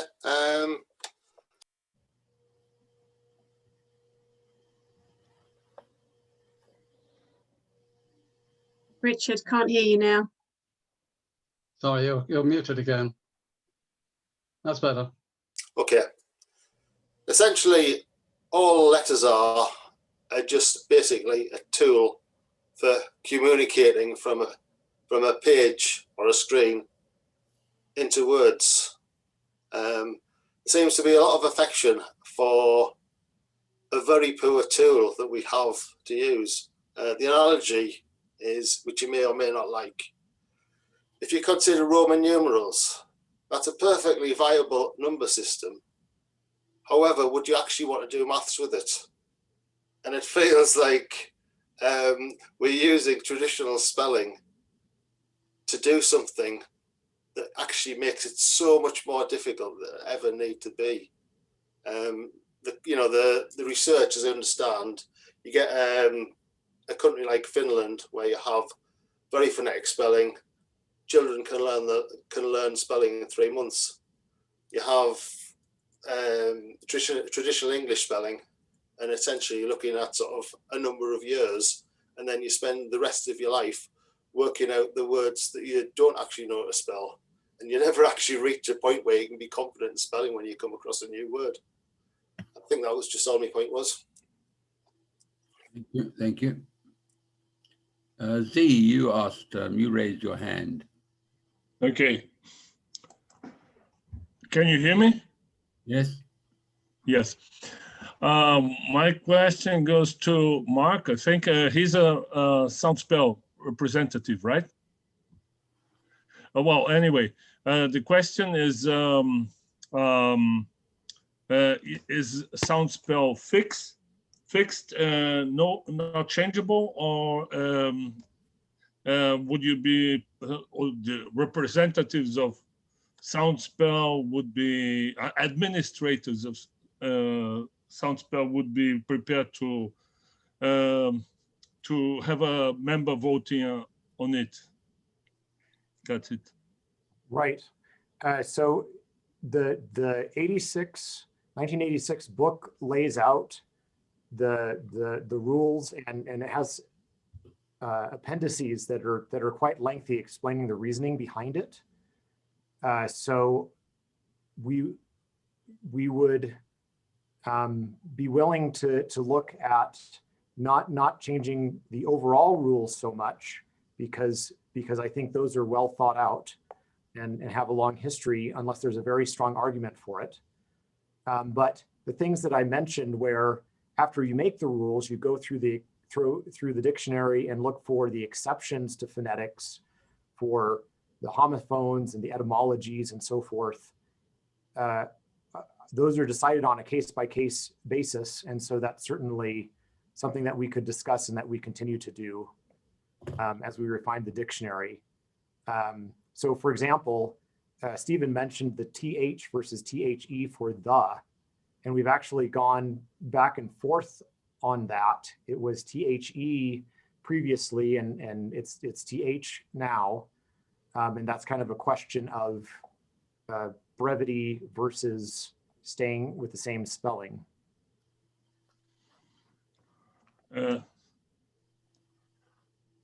How was that decided to take the E off?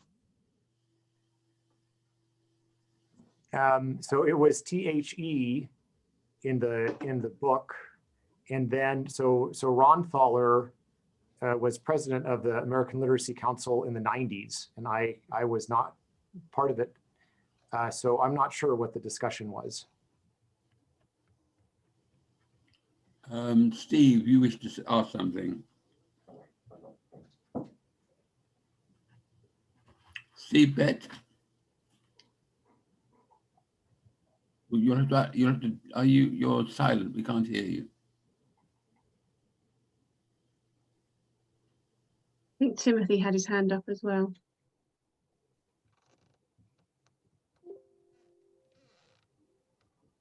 Timothy, can you hear me?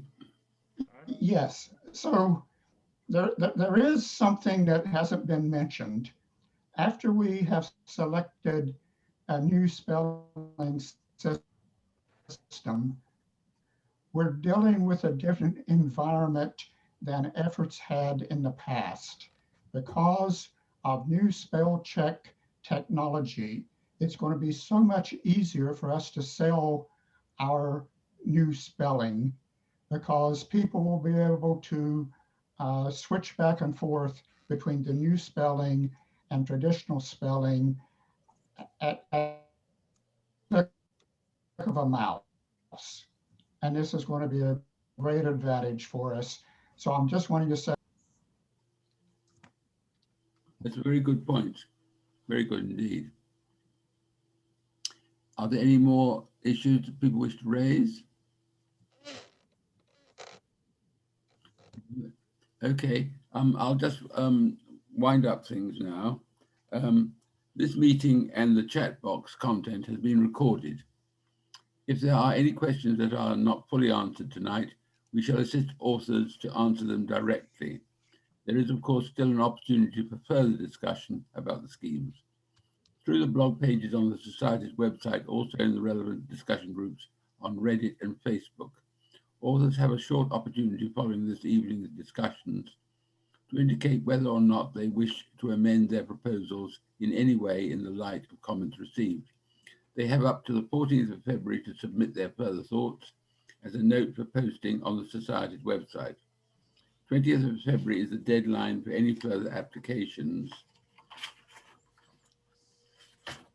Sorry. For registration for the hours. Shortly thereafter, the voting process will begin, and we hope to announce the final result by the end of March or early April. It remains for me to thank all those who have helped to bring this Congress to a conclusion. I should like to thank all authors, whether or not their schemes were shortlisted, the sifters who went through all the submissions to make sure that they complied with the requirements of the application form, to the expert commission for the variable work in producing the shortlist, and all those involved in any way in the Congress administration. I hope you found this evening's proceeding useful and interesting. Many thanks for your attendance and participation in what I hope will prove to have been an important event. And also many thanks for those who've lived in many different time zones who've managed to stay with us as long as they could. So I must say good night to you now. It's been very, very interesting for me to be chair of this meeting. Thank you. Goodbye. Thank you.